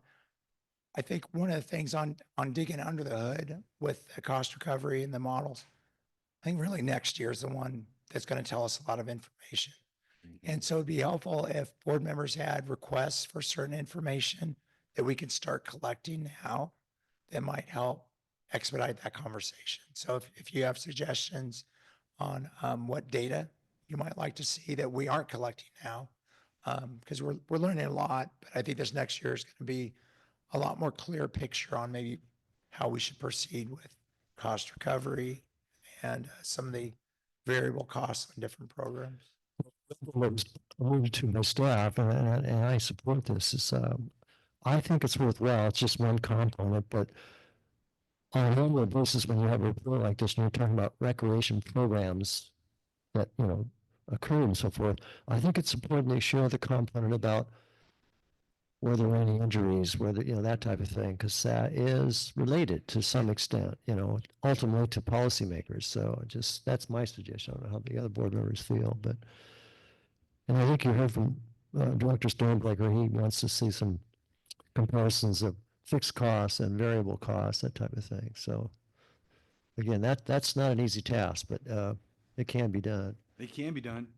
That is exactly what Manager FSEF is asking for, is, yeah, that right there. We can absolutely get that. And what that will do on our end, I think, is it'll open up conversations with those that incur costs to programs that we oversee that we don't necessarily have control over. So I'm really excited that there's board direction to open up those conversations. And by the way, Mr. Chair, I would just echo what you said on our staff. Larger districts do reports like this, maybe not as crude, maybe with fancier graphics, but they have a staff person that is dedicated to the data analysis. That's right. This is added on to their duties on delivering programs. So you guys are doing a great job. And it's not crude. You can thank Yeah. you can thank Mr. FSF for that.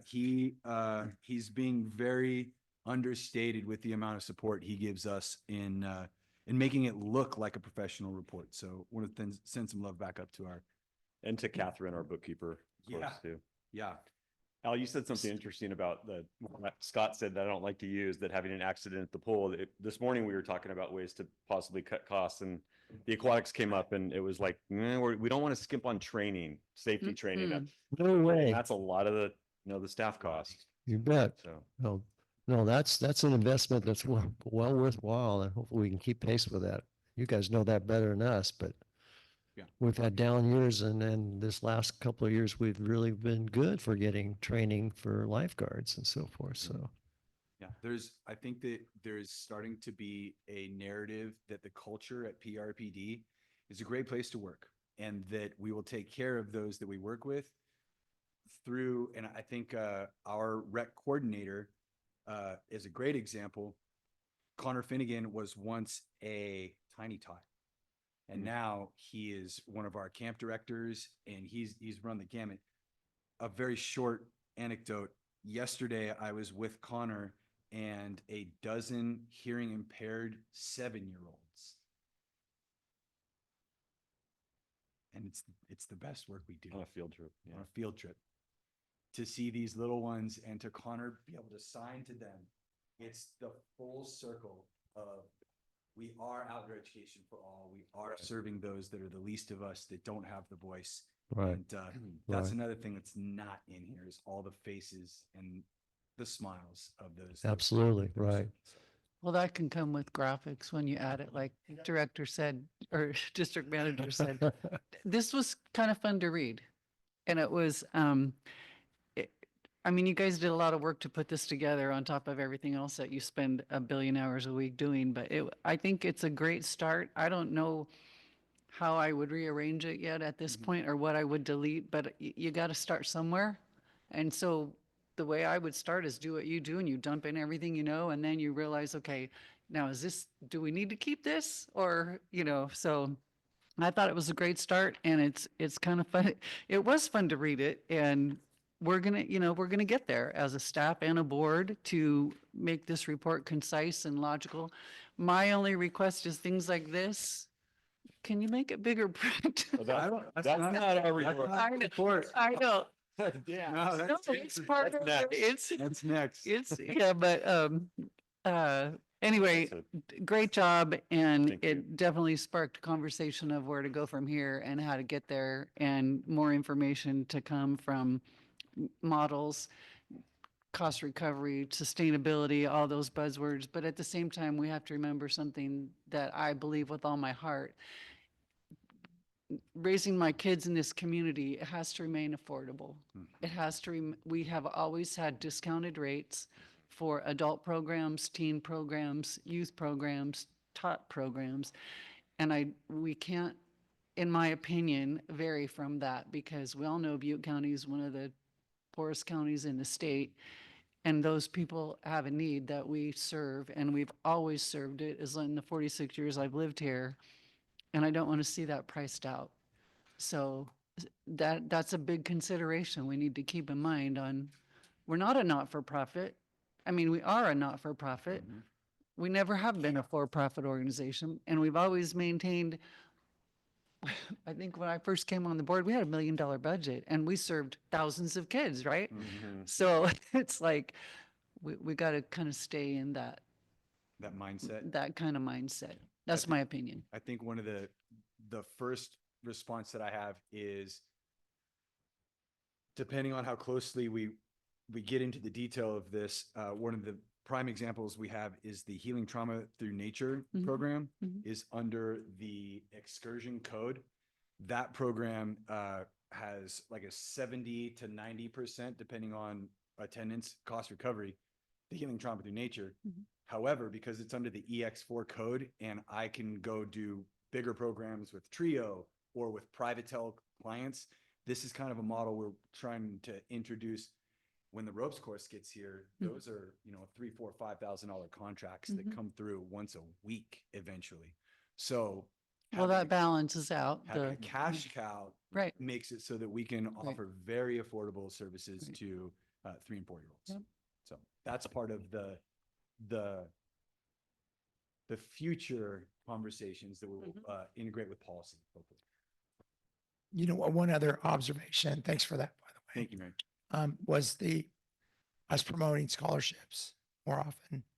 Another big thing I think we didn't say, and as great as you guys have been, our team has been, that we wanted to show what the fruits of policy and support that we've gotten from board members on being able to deliver this. So if our staff, if I didn't have the confidence that we can move forward with some new things, try some new things, we wouldn't have nearly this sort of like palette of things that we're trying out.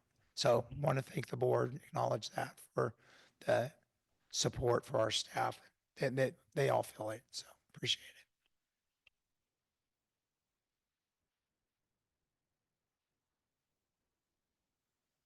Okay, so if I remember the change of order, now the next item is going to be the strategic plan report, Yes. of which I believe our district manager is the author and our board clerk is the presenter of the small font as printed. No, But that's all me. hopefully, Mary, we can discern through this and Hey, Scott. Scott, yeah. I'm hoping you can bring up page 70. Don't pull the cord there. It's pretty taunt in the wall.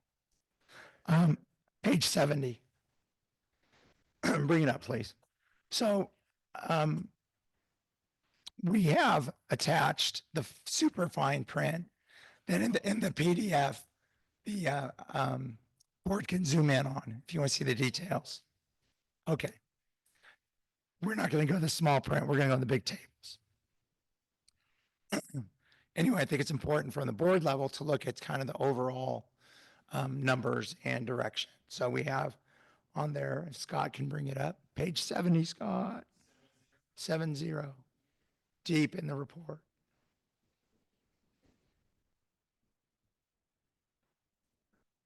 Very end.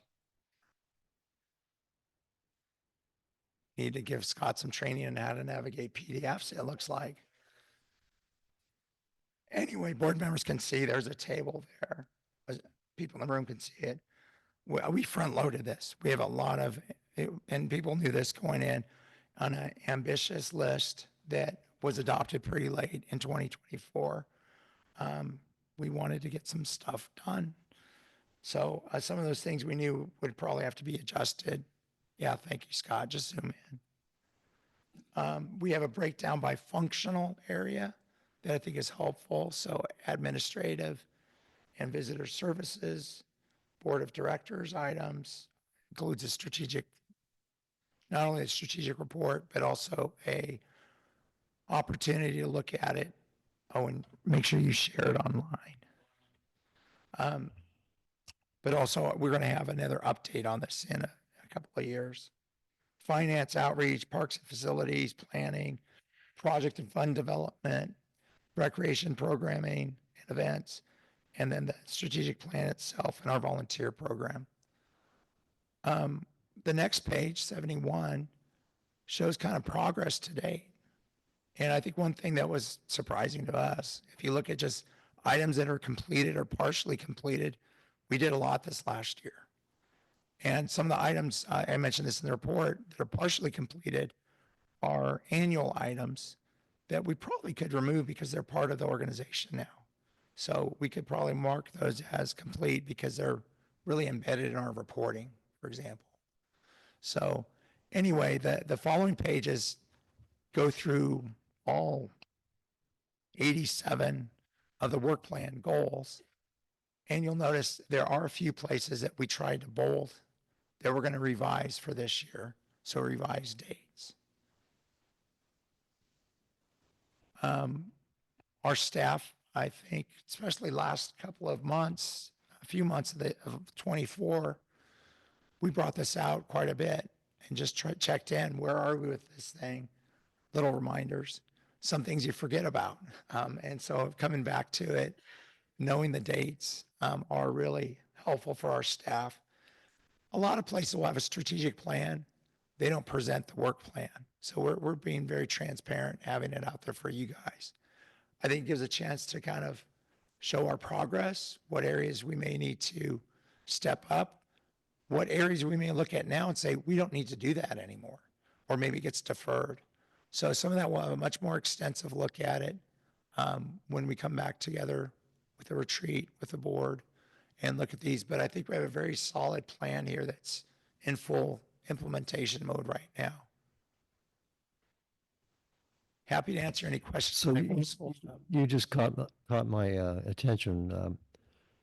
It seems to me we're overdue to do a retreat. And the retreat should be driven by this strategic plan. I mean, I, for one, as a member of this board, appreciate you sharing this in this manner. When I see the revisions in here, I realize this is staff's version of the revisions. You're not presenting this as an agenda item today for board direction on those revisions. Whereas I, for one, as a member of this policy body, I think maybe we need to give input collectively to the staff about whether or not you want your board to prioritize some of these things based on the original format of the strategy plan, which we just adopted barely a year ago, right? Do you have a retreat in mind that this next fiscal year coming up or what? No, we have it actually planned out further out.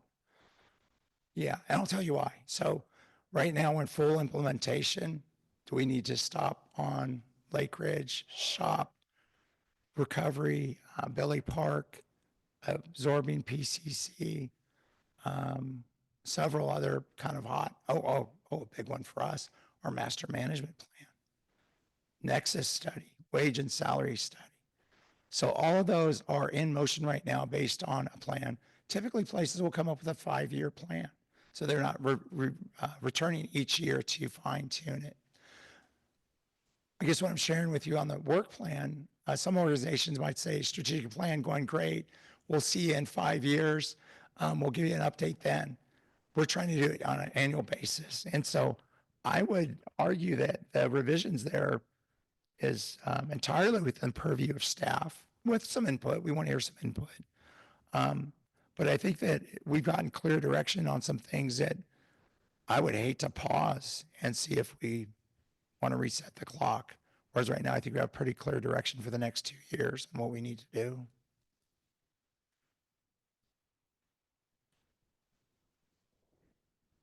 Maybe I'm confused myself, but it seems to me, my recollection was when we were asked to adopt the strategic plan, which we did approximately a year ago, I could have swore at that point in time, you gave us the dialogue that the idea was to give you input, adopt a final version, but with the understanding that you intend to bring it back annually, which you're doing tonight, and we would be given the opportunity to further input on that annual review. What I hear you saying, and I'm not taking offense one way or the other, just the nature of some of the revisions I see for the dates are not explained necessarily for our benefit. But Sure. maybe that's why we dialogue about Oh, it yeah, tonight, absolutely. okay? And that's right. Yeah. You know, the intent was to bring it back for review, not necessarily approval on it. So if we could come back and explain why something is kicked back, why something we're going to mark as annually completed because, well, it might have a date further out, but we're doing it now. We don't have, I think the rec report's a good example. I don't think it's because I think it says by a distant date, it's going to have it completed. We're doing it now. We're going to do it annually. That's just going to be part of what we do. So I think the idea is to get some absolutely get feedback. But then the strategic plan has some larger goals that are laid out in there.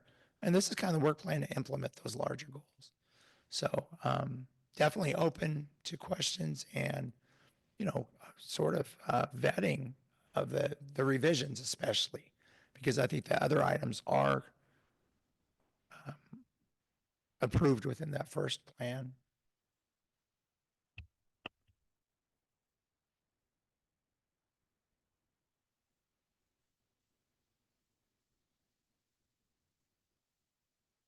Well, let's open this up to the board as a whole. Does anybody have any commentary they want to offer? At board members? This board member is concerned about the, plan to self-fund Lake Ridge. So certainly we're happy to cover the cost overruns to make sure that we get reimbursed for delivering the project that the state approved. But I'm still concerned about using our own nest egg or incurring indebtedness to expand the project beyond what the state approved without further input from the community.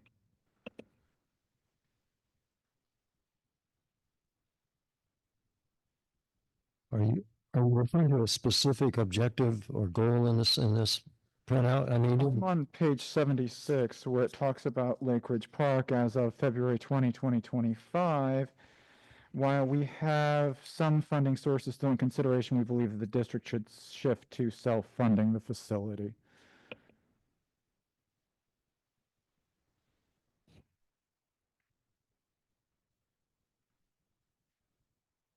I could mention one aspect of that. yeah. Is that E6C you're talking about? Because that's only talking about Noble and Oak Creek parks. Oh, okay, okay. Okay. One thing I'll mention is any either securing of funds or requesting additional funds to complete the building would come before the board. Thank you. That's what we wanted to know.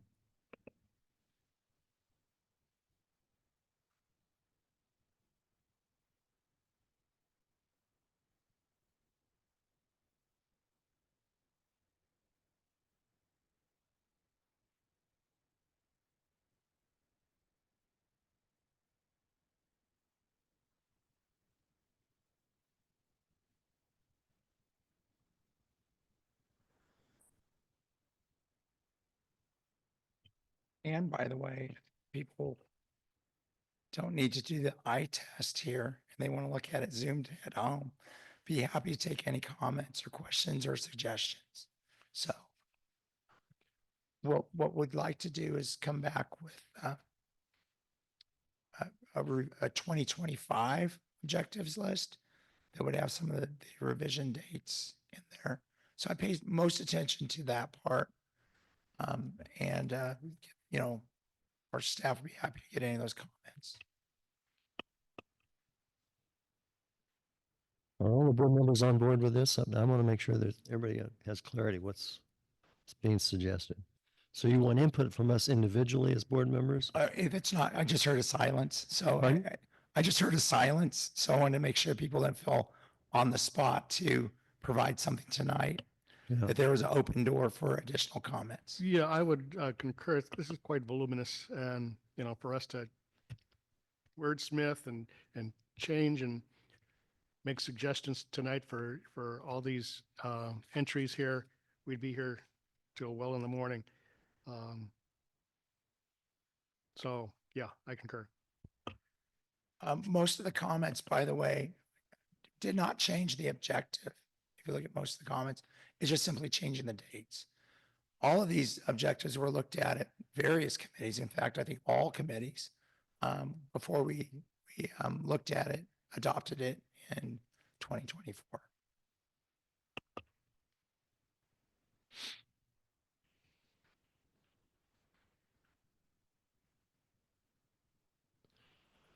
Well, maybe I'm still confused. So we're talking about us giving you input individually, independent of tonight's discussion, are we not? Am I confused?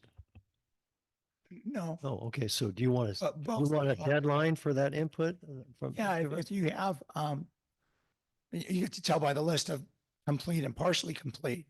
We don't want to linger. Right. So this is a 2025 report or 2025 objectives. We're already working on some of these. So we want to make sure that focus on the 2025 ones, not necessarily the ones that are extended out Okay. for distant dates. Okay, thank you. So, and I can actually provide, we can sort by 2025 ones, or by the ones that say revised on it. So where it says revised, I can have that selected out. Well, why don't you do both? And just send it to us. Okay. So, everybody okay with that? In other words, you're going to get two different versions. You're going to either just the 2025 one says one, and then the other one is just everything is a revision, right? Yeah. And nothing else. Just, and then we would look at that. You have everything else right now. So Well, we do. What I understand, but I'm just making sure everybody's on the same page. That's no pun intended, but anyway, yeah. Okay.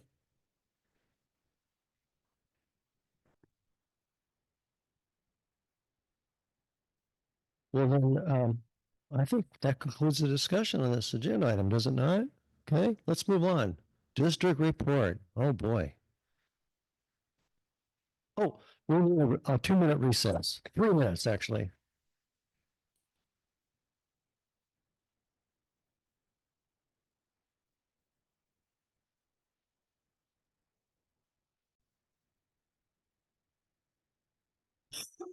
Okay, let's the record show that the board has returned to open session.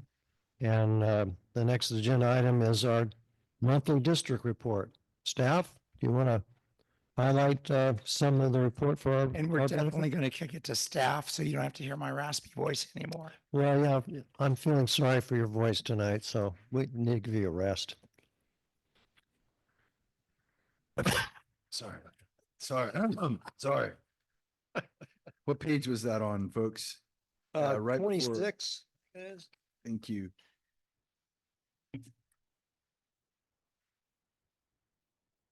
Getting there. Okay. You know, it's the same type of thing when giving this report after writing that other report.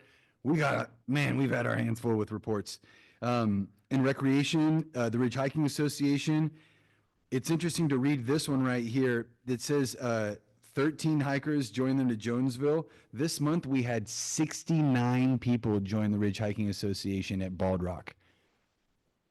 Clearly, we have a successful program. So it's a really neat, Bald Rock's a neat one. So lots going on there. Healing trauma through nature.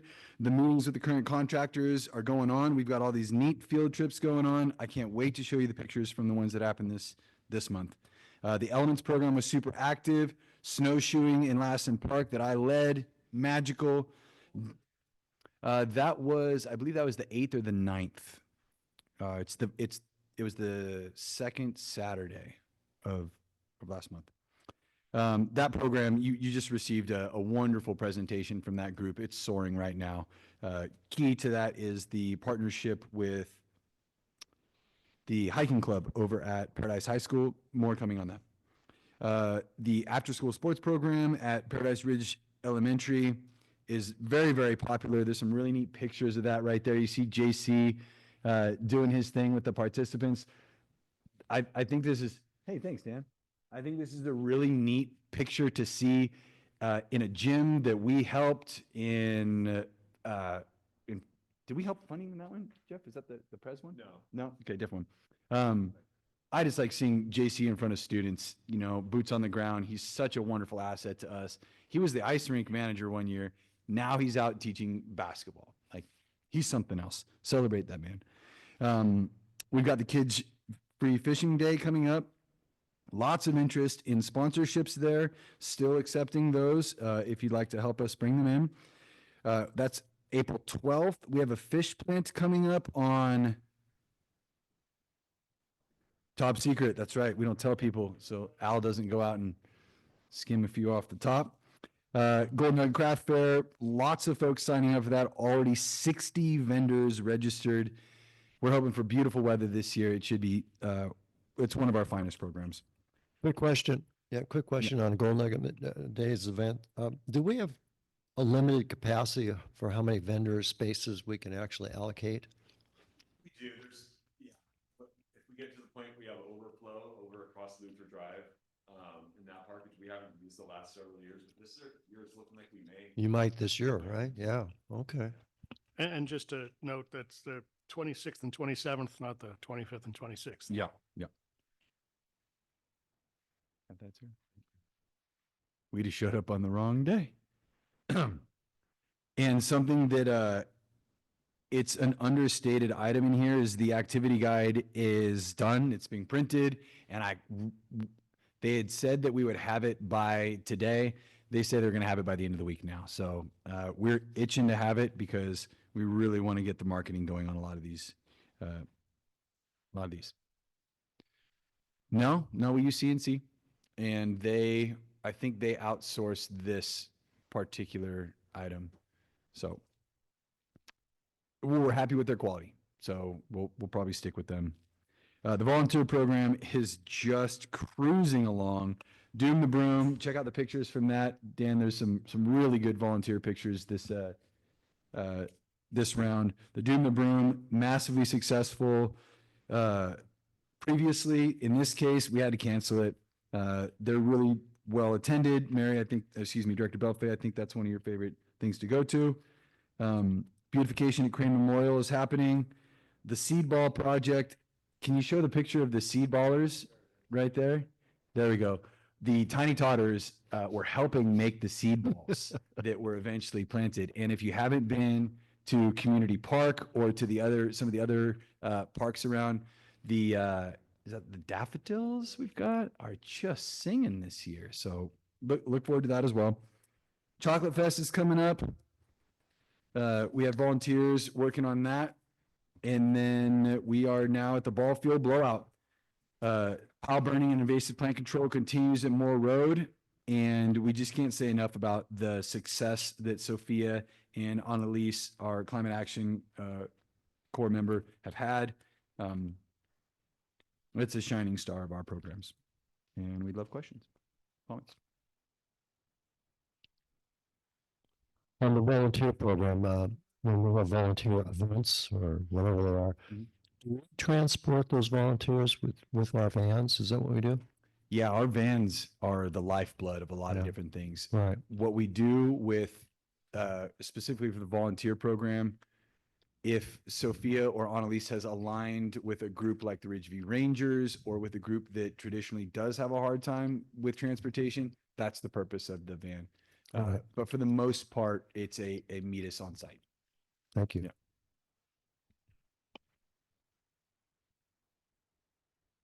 When I did daffodil planting at Crane Park, the trailer tires air pressure was at 16 and 18. And they Mm. were supposed to be at 45. And the van tires were low too. So who's doing maintenance? A tire pressure gauge. Oh, answer. Obviously, Director Anderson. Yeah, thank you for that. Thank you, We'll Director. make a note of it. Yeah, make a direct.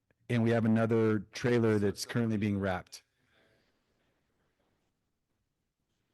Yeah, for sure. Thank you for that. That's a bad deal.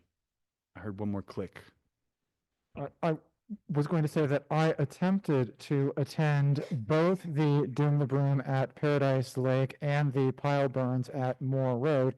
And in both cases, the events had basically wrapped up an hour before the advertised time. So I basically just saw employees saying, oh yeah, it went great, and tidying up. So if that's going to happen, maybe the advertised time could be more accurate in the future. In case people have multiple events, as I have had, I'm trying to make multiple stops on the same day. I could arrange my scheduling a little bit better. Fair, thank you. Director Stonebraker, if I could ask a question on that. Sure. Was it the range of time or the start time that The- was off? The end time. So the Doom the Broom at Paradise Lake was supposed to go until 2, and I arrived at 1:08, and I saw an employee leaving in a Kubota, and that the Moore Road, I saw Richard Rangers or Climate Action Corps or CCC people or whoever it was walking out as I was walking in, and Sophia said that because of the turnout, she had sort of curtailed the presentation. I think what we'll do is we'll add an ish on some of those time. Yeah. Thank you, Director. And yeah, fair. And who doesn't carry a tire pressure gauge?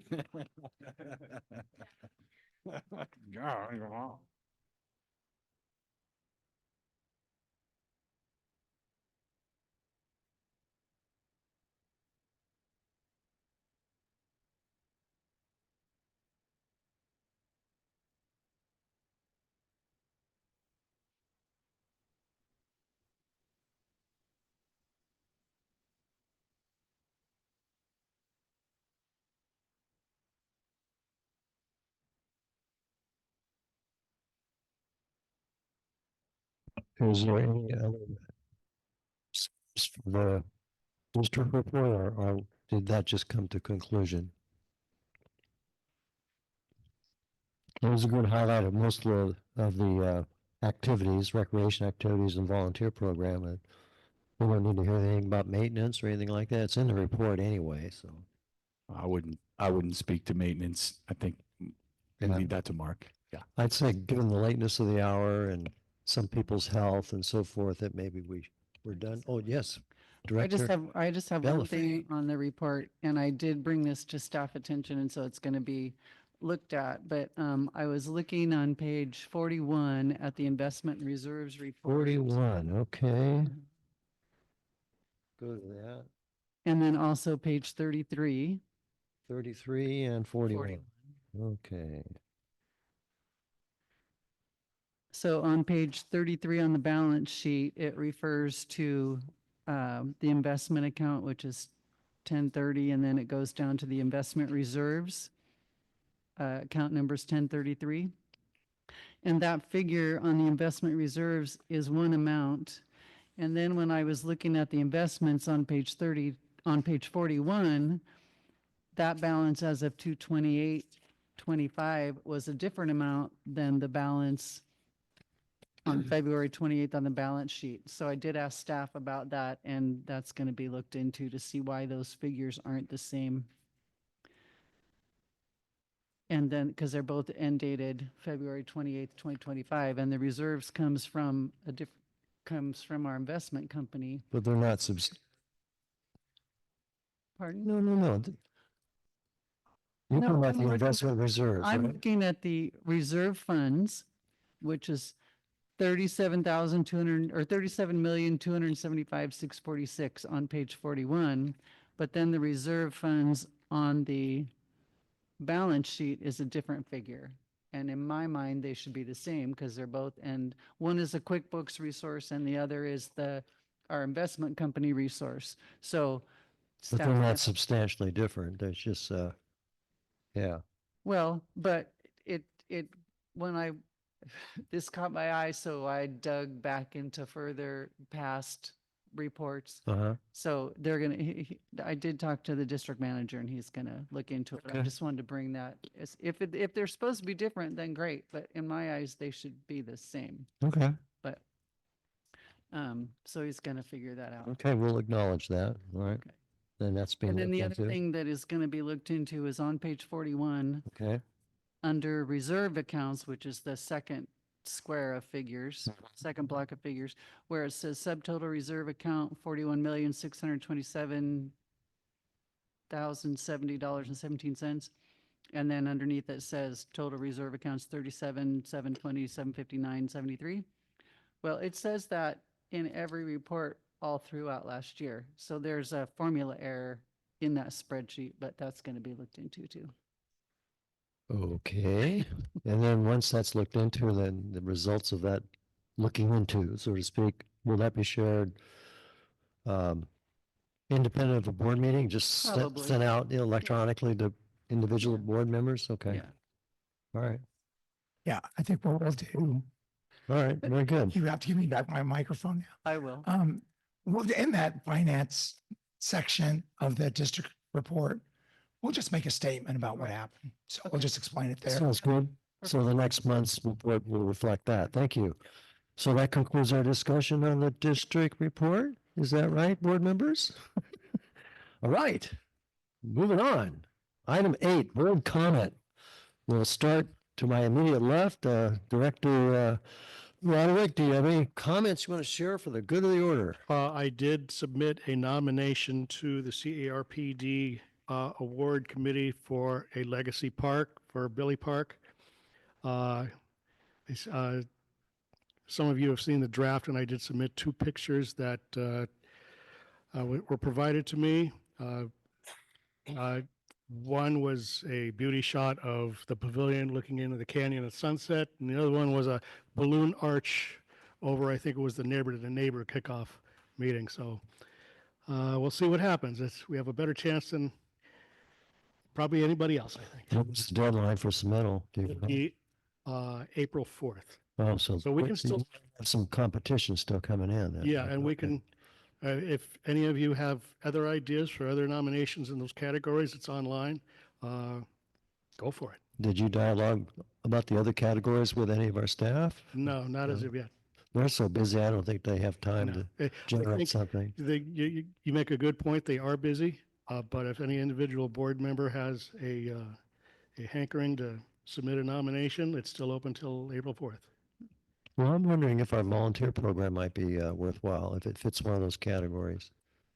How long have we had the volunteer program now? It's been a few years. Yeah, so, and that was something that we created, during the COVID period, right? And maybe maybe I'm internally biased, but I think it's been an extremely successful program and it's worth celebrating, maybe sharing statewide. I don't know.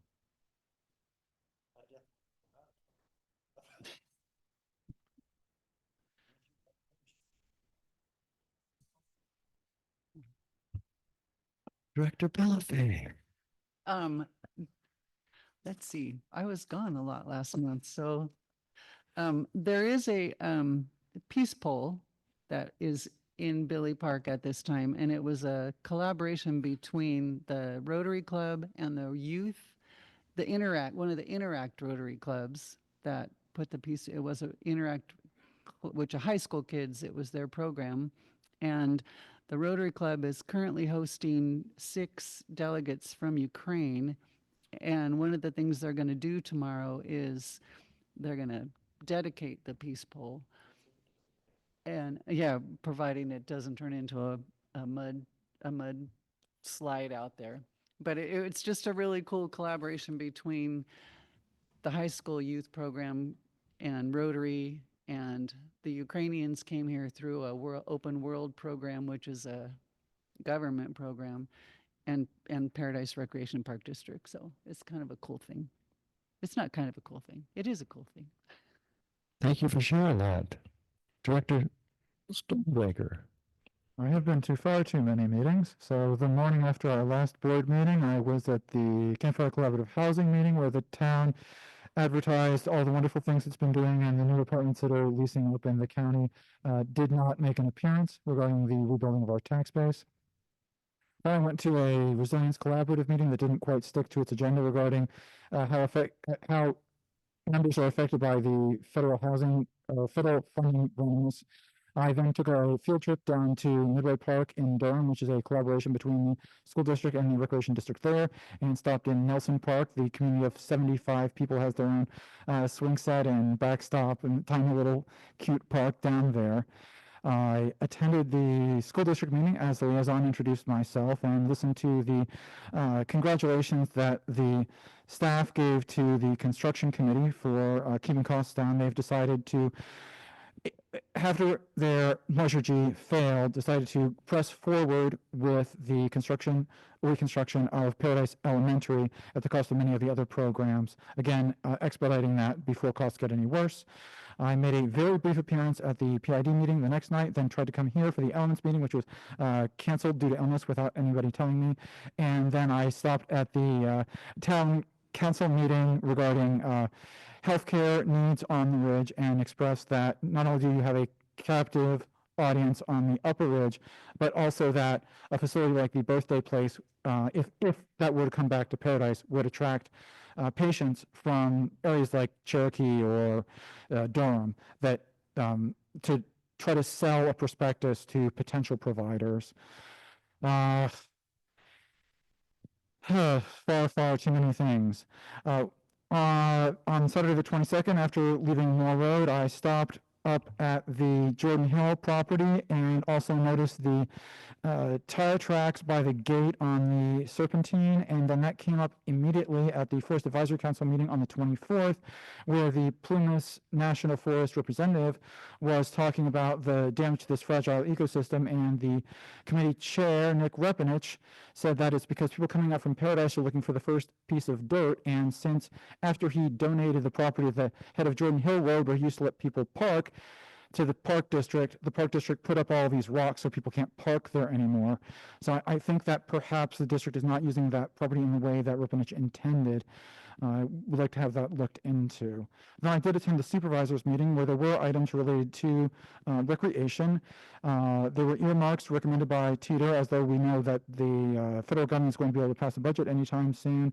But there were requests to help fund the bike skills along Yellowstone Kelly Trail, as well as to help fund the Kobe Mountain Project and the connection from Jonesville across to Plumas County.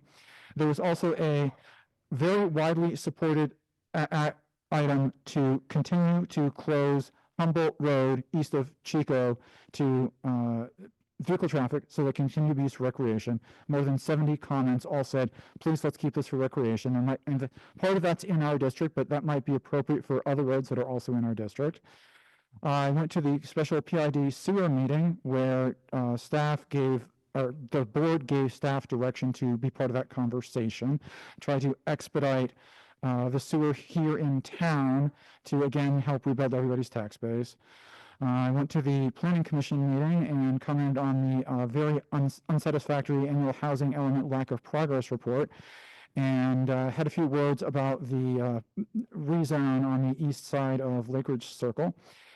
On Saturday, I went to the museum day in Centerville, briefly listened to Walt Schaefer give a presentation that was aimed at people who had less background than I did. Then I went to the widely attended pyrotherapy at the Ecological Preserve. More than 50 people showed up there. Then I came up to town and went to the Regenerating Paradise event on the Cypress Avenue project. That had more than 30 attendees.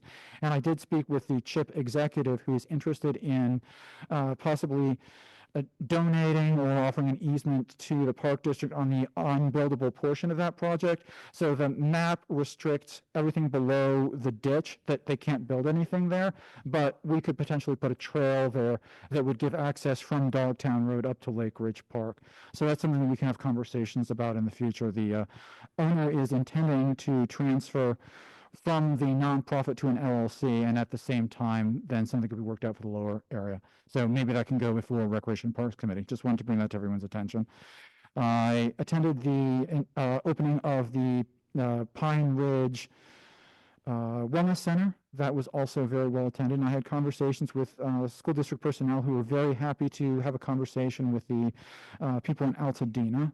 I attended the town sewer meeting, again, asking them to please expedite this, that the 2017 recommendation for the effluent-only sewer would get the job done faster and cheaper. I attended the LAFCO 101 presentation, which was very enlightening. I went to the Campfire Collaborative meeting at Town Hall, where, again, the town staff was saying all the wonderful things that they're doing to make people want to live here, and was very jealous. On Saturday, I went down Merchant's Bar to see what was left of Coeur d'Alene Park. I hadn't been there. The gate just happened to be open.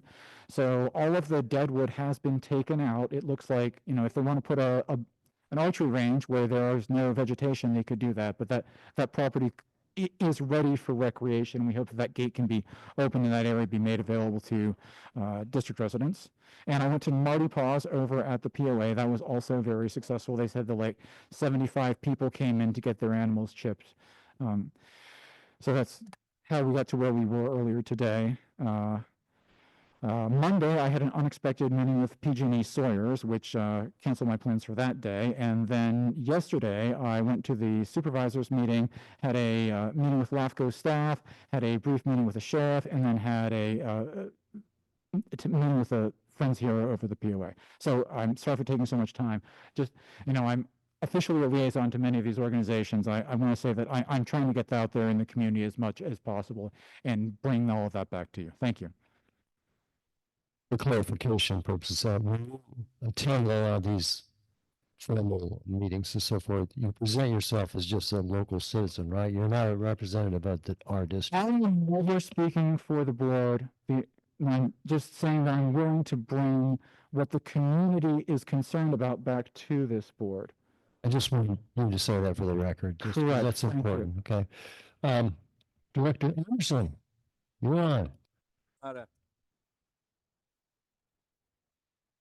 What about those seed balls at Crane Park? I know you were there for the seed ball activity. Didn't I talk about that last meeting? No? Yeah, we planted daffodils and made seed balls and placed seed balls. Working these days, despite the Well, weather. the developed side looks great. It's the burn on the trail side Right. that people are mad about. It hasn't been cleaned up. But volunteers have cleaned up a lot of that area, but it's still a mess. Sure. All right, well, we're making progress, right?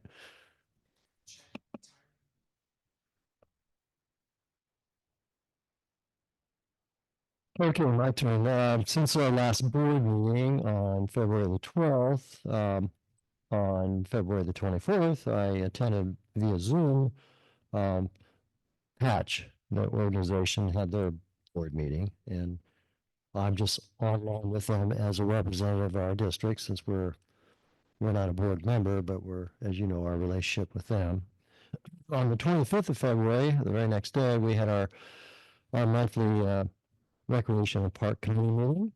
And that was very enlightening, and you already heard a report on that as part of our packet with the board meeting tonight. On May the 3rd, I attended CARPD, or CARPID, that's our state board, via Zoom, an election committee meeting where we came up with a slate of candidates for the upcoming conference that will take place in late May for various positions that are up for re-election on the state board. On March the 6th, that was the first Thursday of the month, we had our Butte LAFCO meeting, and as Director Stonebreaker indicated, we had the highlight of that meeting was primarily a very well professionally crafted PowerPoint presentation, and the topic was an introduction to the roles and functions of Butte LAFCO Agency Formation Commission. If you have any interest in that, I'd say you might want to contact LAFCO staff and have them send it to you. It's probably worthwhile. Okay, and then yesterday I went down, attended and participated in a carpet board meeting, and the very next day, which was today, most of us board members, along with staff members of our lobbying firm, attended in the state capitol interaction sessions arranged with 2 members of the state assembly and staff members of 2 Senate standing committees. And I think we did well overall as a team, presenting the interests on behalf of our member districts throughout the state of California, specifically about 2 particular bills that have been introduced, and I've shared those with Dan, so he's familiar with them, and we just need to monitor that accordingly. But those bills, if passed as they're presently crafted, could have detrimental effect on park and rec districts as far as the Quimby Act is concerned. I don't know if you're all familiar with the Quimby Act, but Quimby Act is an old piece of legislation that at the time that lands are subdivided, if lands are subdivided within a district's boundaries, we are the recipient of either land donated by the subdivider or in lieu of land, fees. So that's Quimby Act. The other one that's in jeopardy is that they've got a bill introduced that, and this is kind of a result of the LA fires down in Southern California, but this other bill, I think it's Assembly Bill 818 or something like that, if I remember the number right. Sometimes I don't remember the numbers, but this is kind of daunting because it's talking about if an emergency situation is declared, that we have to process things within 45 days or something like that, your normal permitting processing, if we do any permitting of any activity, and we cannot receive fees or impact fees or anything like that while that emergency declaration is in effect. And it's not well written. It just talks about a designation. The designation might be an entire county or entire municipality or something, and maybe the area that is adversely affected by, a big event is maybe not all encompassing of that area. So that could be a problem. That's enough said on that. But anyway,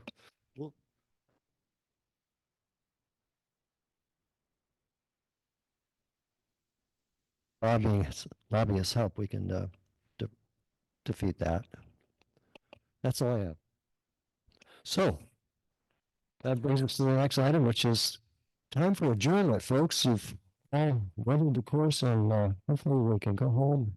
I don't think it's raining right now, so maybe we're all right. So.